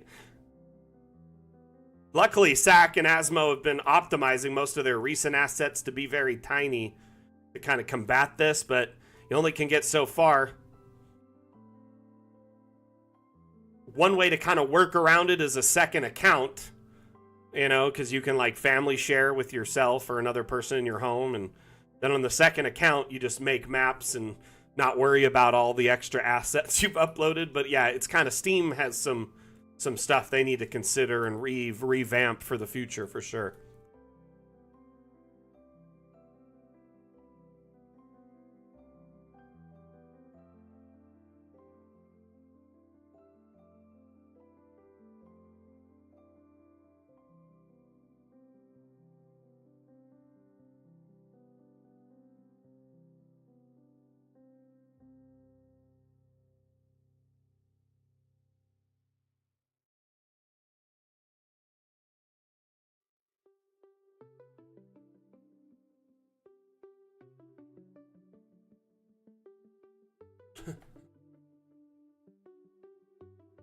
Right? But the problem is the people uploading a lot are pretty much always on the uploading account, so it doesn't feel like the secondary account very quick, They're like in short order. Asmodeus, I think, has actually 2 or 3 accounts already, and so he'll upload on one until it gets laggy, and then upload on another, and then, you know what I mean? I don't know how many he has for sure, but he has a couple at least.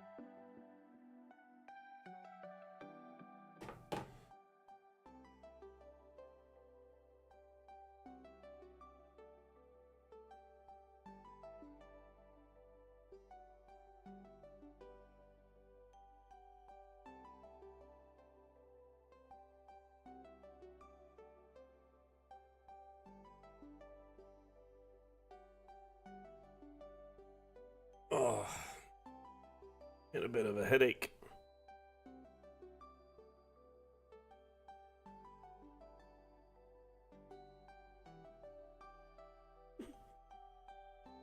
Doing good, Stormy. How are you?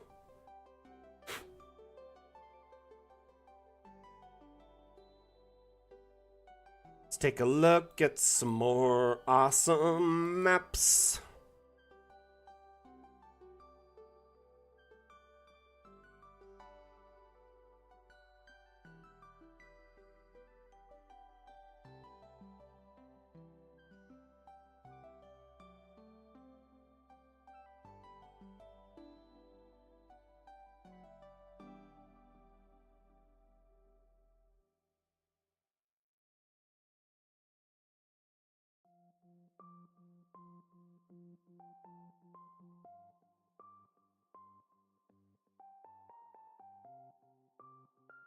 Whoa.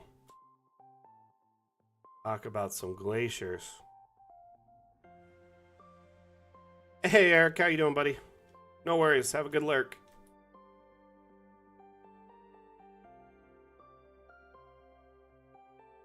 That is very cool. Drop a token in here, see what it looks like.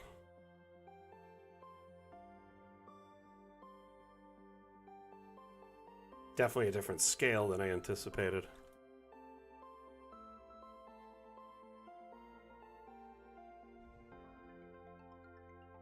Can we jump through? Yeah.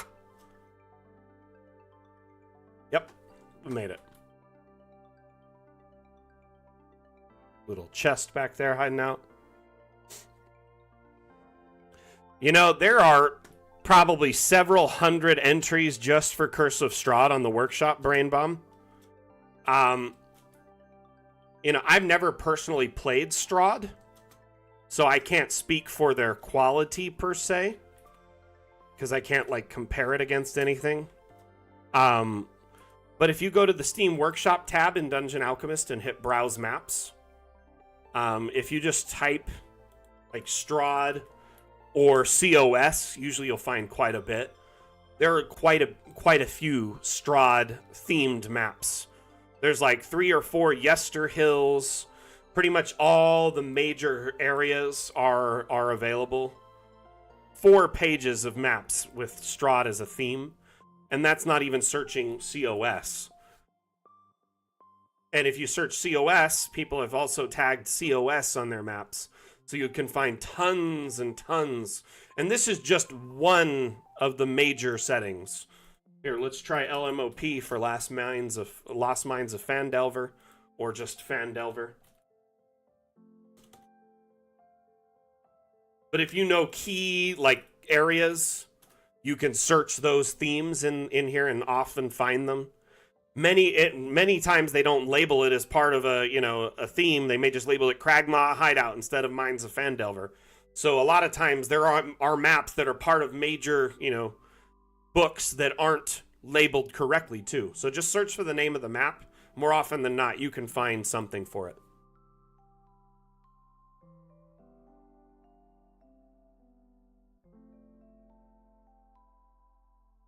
Nice, Chopper. Well, welcome to the stream. Glad to hear you are getting a lot of use out of Dungeon Alchemist. That's awesome. Got a brothel in the desert. Let's check it out. Appreciate the kind words. By the way, throughout the stream, if you have any questions, the stream's hosted in AMA format, so feel free to ask me anything. I'll do my best to provide you some real-time support.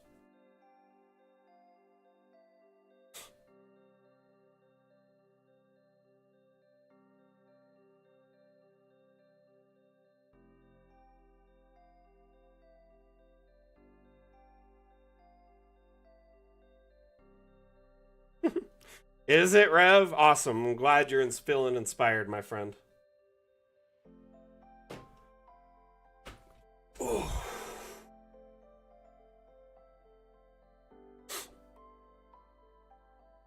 Man, this map had way more assets than I anticipated. Okay, let's pull up a teaser while we wait.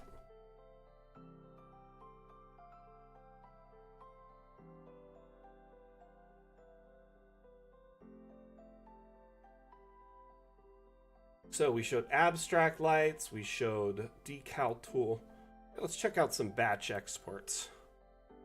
So in the next update, we've added a new portion to the export menu called batch exporting. And, oh, by the way, Chopper, thank you for that follow, much appreciated. Welcome to the Damn Fam. So in the next update, you'll be able to create a set of batch, or like, kind of batch themes for your maps. So maybe, let me kind of press play and you can see when it drops. Oh. Ah! 1 second.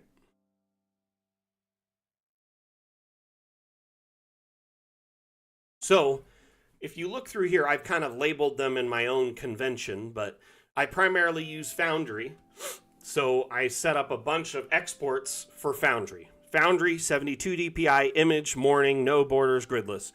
Foundry 72 DPI image night, no borders, gridless. You get it, kind of get the theming of the naming convention there. Here's animated morning, night. So I was just kind of creating different export themes and saving them. And then when they're all done, you can just hit export. You save these, and then the next time you come around, they're there for future stuff. The first time, a little bit difficult, but essentially in the future, you can export a map once, and it'll go through and do all your export variants for it. So maybe you want a night version, a snow version, a morning, evening, afternoon of every map. Saves you a lot of time.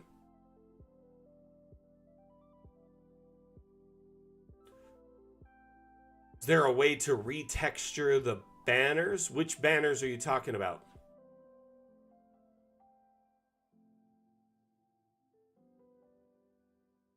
Sorry, I didn't realize that wasn't playing still.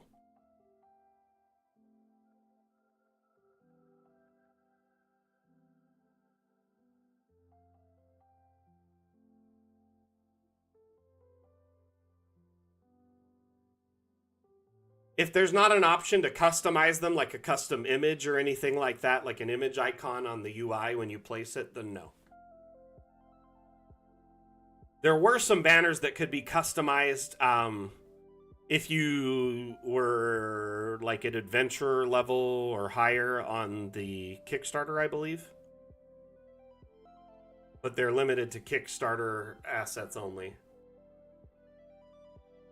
It's like a flag you could put custom images on.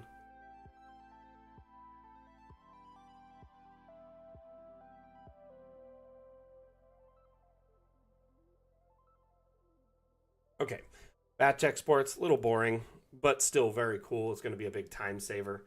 If you export even 2 versions of your map, it's going to save you time. More often than not, I do animated and non-animated for every map. I'll usually do a morning, afternoon, evening, night, and snow for every one. The workshop might have something, yeah, for sure. So this feature you're seeing here is a new feature called the Custom Object Brush. Oh, nice, Rev. That's cool. So in the next update, a lot of you are aware that the Object Brush is a really great tool to quickly place objects all over the map, but the problem is it's limited to the set of the palette of objects we've laid out for you.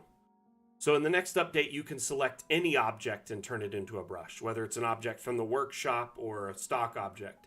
As long as it's not a pitted or a wall hanging object, you should be able to paint it in mass using any of the brush settings. So you could paint it as a grid, a circle, whatever. Let's see if that download's done. No! Okay, let's look at the decal tool again.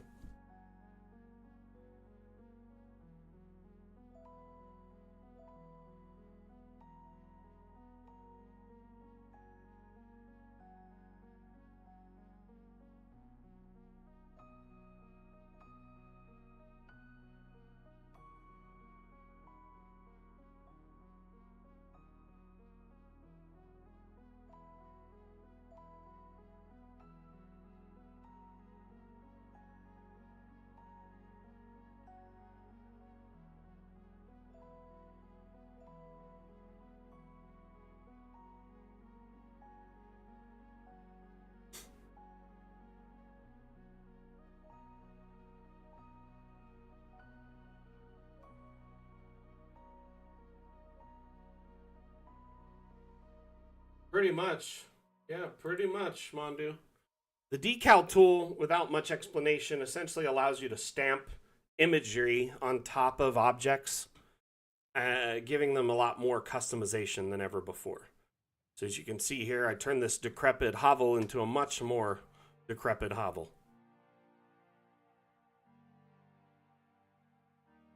You would think, Haru, right? You would think that after I downloaded your assets on your map, I would be done. But I still have many more. The workshop is Man, if I cared to wager, it's close to 100 gigs of assets. This one's 800 megabytes, and it just finished, it looks like.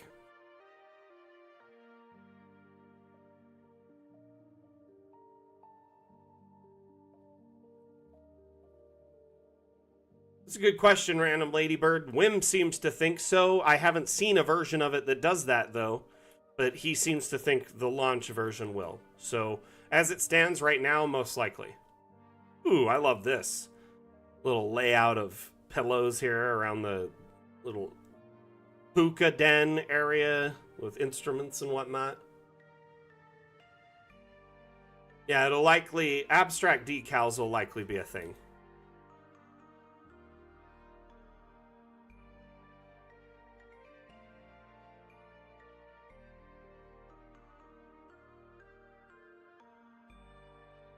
Is that a stone collection?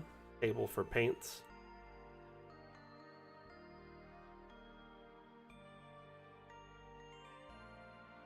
This is a very fancy brothel.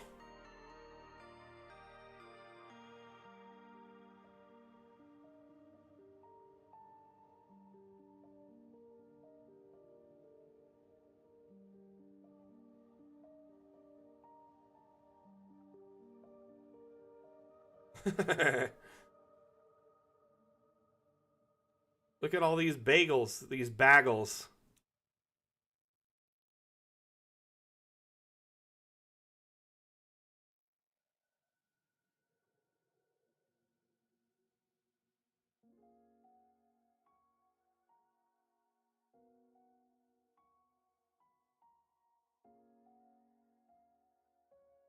Hey, Primal, how you doing?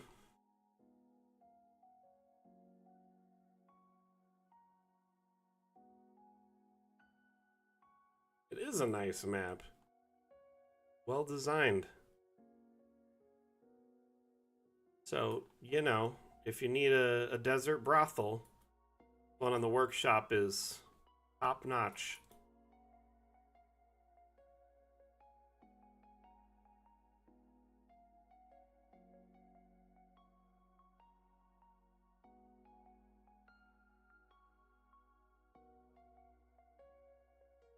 Oh no. Oh no, Amandu.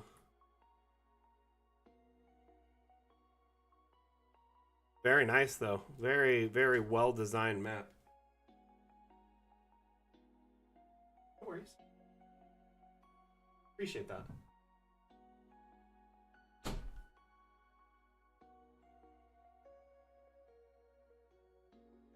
This is on the workshop. It's Brothel in the Desert. Second floor. So there's 2 floors actually. So check it out. I think this is a legit design for sure. Could be based in a city or be in the middle of nowhere. You could even have it be like an oasis or like a Mirage type situation where they like think this whole thing is here, but it's not. False Hydra time, right? Just kidding. The hanging lanterns are nice. They definitely get really bright. I think Swedish Cook made those. I can't remember. I'm not 100%. Swedish Cook, are you here still? And if you are, does not look like he's here anymore. Darn. I've seen them used in a few maps. Rev used them in his like night market map. They're great use there. They have some weird colliders on them, so be careful.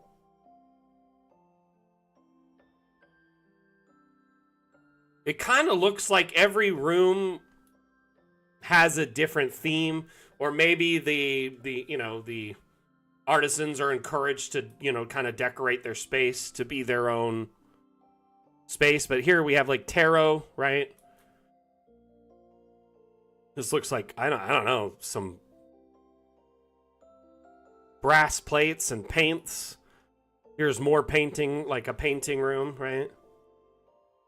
This looks like maybe doing like Japanese kanji. or something.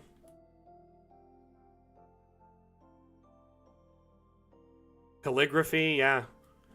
Here we have dice, so like a game of chance. This looks more like a library. I don't know if all of them have a theme per se, or maybe they're just themed to their occupants. You know what I mean?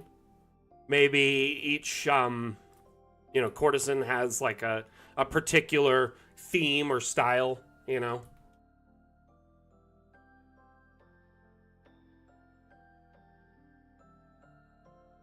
Yeah.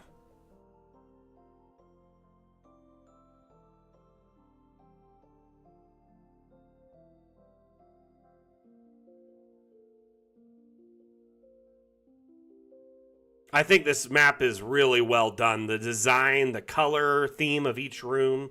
Like, it looks like it was done by an interior decorator. Like, the entire map is well done. Wait, there was bunk beds somewhere? Where? I did not see a bunk bed. Ooh. What is going on here? Maybe quarters when they're not, like, working, you know? I don't know about y'all, but I don't like working where I live. And by that I mean when I am not working, I'm often not in my office unless I'm gaming on my computer. Bouncer's room. Could be. I don't know.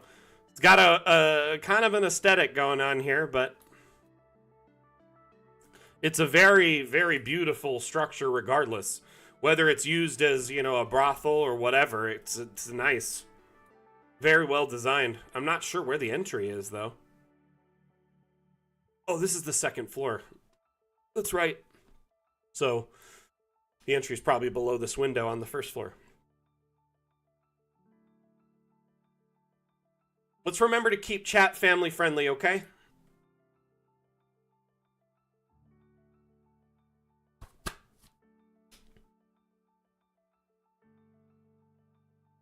Excuse me. Hiccups.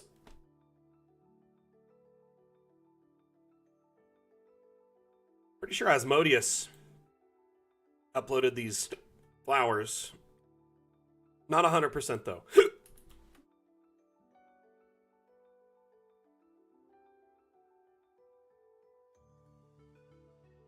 Notice I'm being very careful in my language and what I'm saying and discussing and talking about with this particular setting, even though it is a little bit risque. Ooh, what do we got here?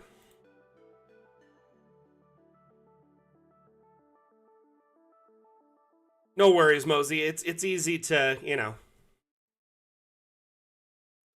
to see how the confusion there.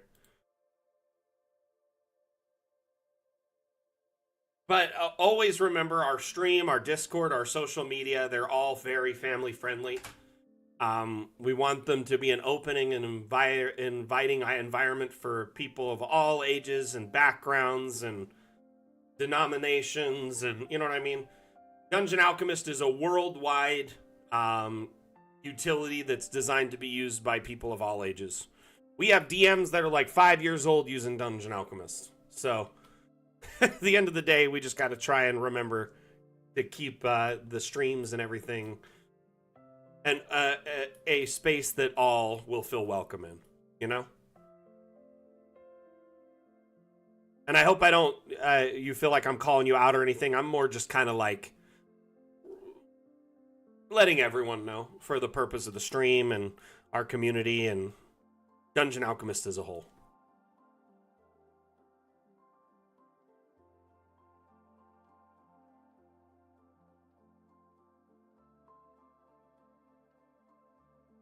Hey, Mosey, there has been some movement and more progress on adding another stream to the cycle. In fact, there might even be 2 new streams added to our weekly cycle.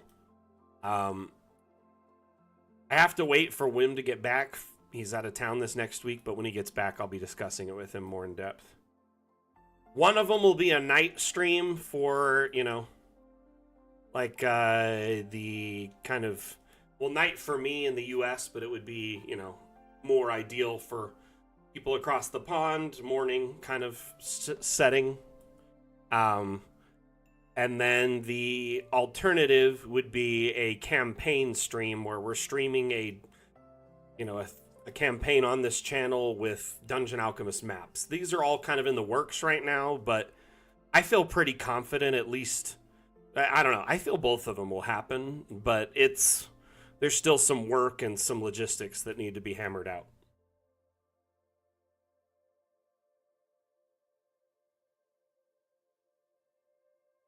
I ultimately have been trying to get a campaign on this channel for years, even a one shot, right? And there's just been a lot of development that the devs were waiting for to kind of the pieces to fall into place before we proceeded. You know what I mean? And this is awesome. I love that this is like a whole underground dungeon here. There's like the ladder to get down. Look at this. This DM went all out.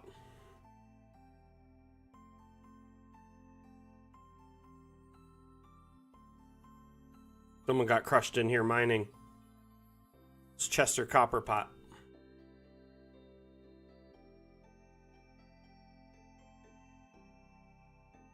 I did mention it earlier. I'll mention it again, but yeah, our devs are going to be a little busy this next month. They're kind of getting some vacation time in, and then kind of prepping for the last bit of the development cycle. And then also they're going to GDC in San Francisco for the Game Developers Conference. I will not be attending, but they will be. So you have a chance, if you are attending, to meet up with them.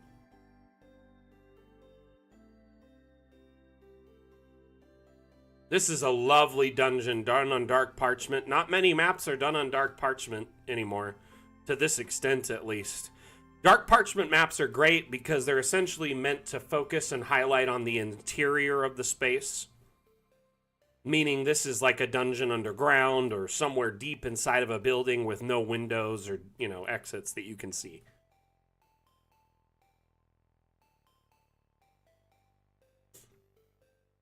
I don't know, raise of hands, who, we kind of talking about those potential new stream slots being added. Who would be interested in up to 2 more streams per week on the channel? So we've got 3 streams per week right now. We've got Mapmaker Monday, every Monday, right?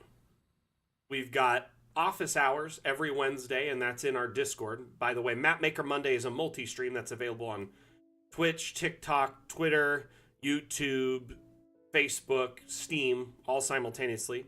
But the Wednesday streams, those office hour streams, are Discord exclusive, right? And then Saturdays, we have a stream every week. Every other Saturday is a different theme. We're currently on the Dam stream today. Next Saturday is the Dam Challenge stream. So those are the 3 streams we have every week, right? We'd likely be upping from 3 to 4 or 5.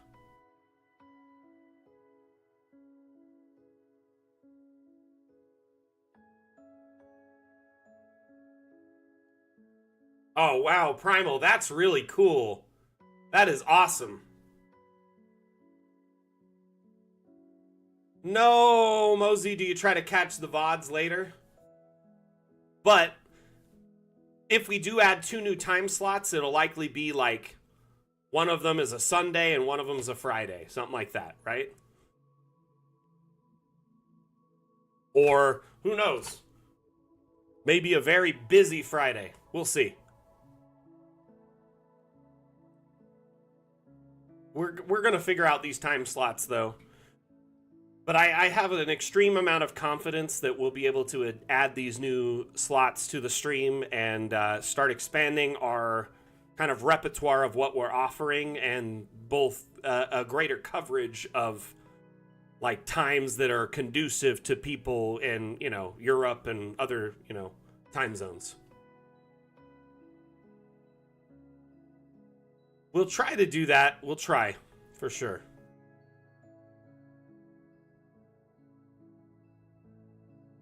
And I mean, Me offering extra slots of streams, extra scheduled streams, doesn't mean everyone here is obligated to attend all of them. More likely, the point of me offering extra streams is so there is a slot that works with your schedule, so you can at least attend one of them a week, right? I would love if more people in our community could be involved in the streams because they're always a blast. You know, we got 30 people watching just on Twitch right now. We got 25 people over on Steam. There's people on YouTube. There's people on Facebook. There's people on TikTok. We got people watching on every platform right now. Okay? I think it would be fun to have more opportunities for our community to engage in the streams. Not just map making streams or showing off maps, but a stream where there's a campaign with Dungeon Alchemist maps. Or, you know, a stream where we hang out and discuss maps, but it's more chill on the stream channels, kind of like an office hours stream, but on the stream channels. You know what I mean? I don't know if any of you have attended office hours. They definitely have a different feel to them. There are secret streams. Only the coolest community members attend them. I'm just kidding.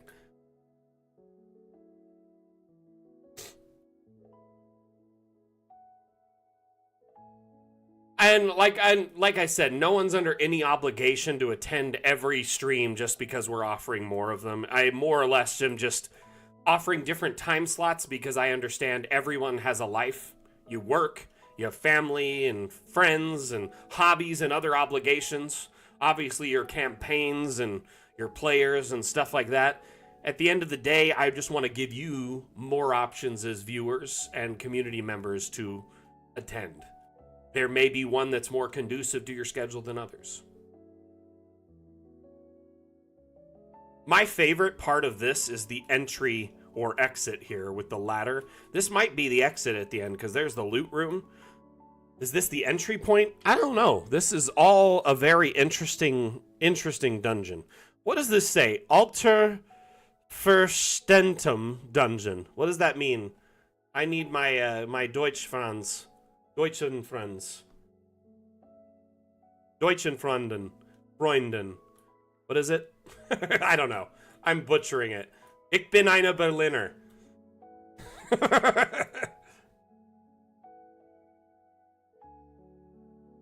Haru. Hieronymo. Old Duchessy Dungeon? Interesting. So a duchessy is like what? Like a small castle? Or something? Principality? Davin, I totally feel that. I pretty much only attend the streams 100% because it's my job. So, I get it. Work and your income stream comes first, my friend. Your business, your work, your personal life comes far before these streams. The only reason we offer them is a place for our community to hang out, ask questions, and get live support, and see all the upcoming features. Principality?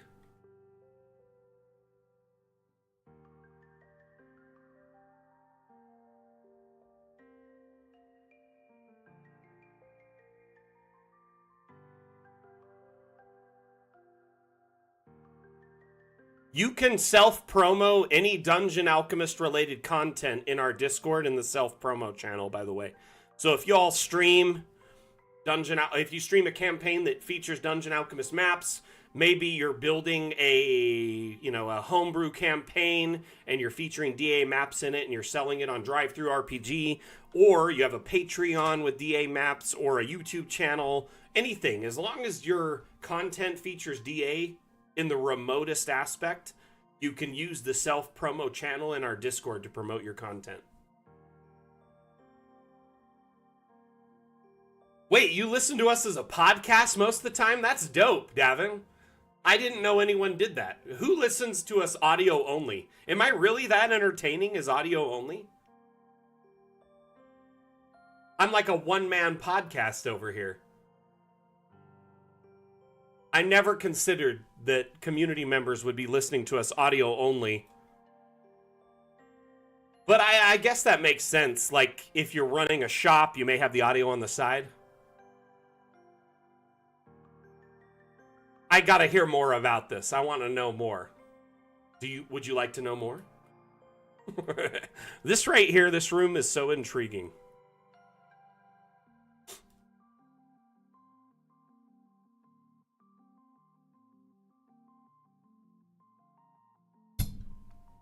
Before we wrap up today, I notice we're about 10 past the hour, so we got to wrap up soon. I just want to say thank you to everyone that's been here today hanging out. This damn stream has been an absolute success. Absolutely phenomenal blast hanging out with all of you today.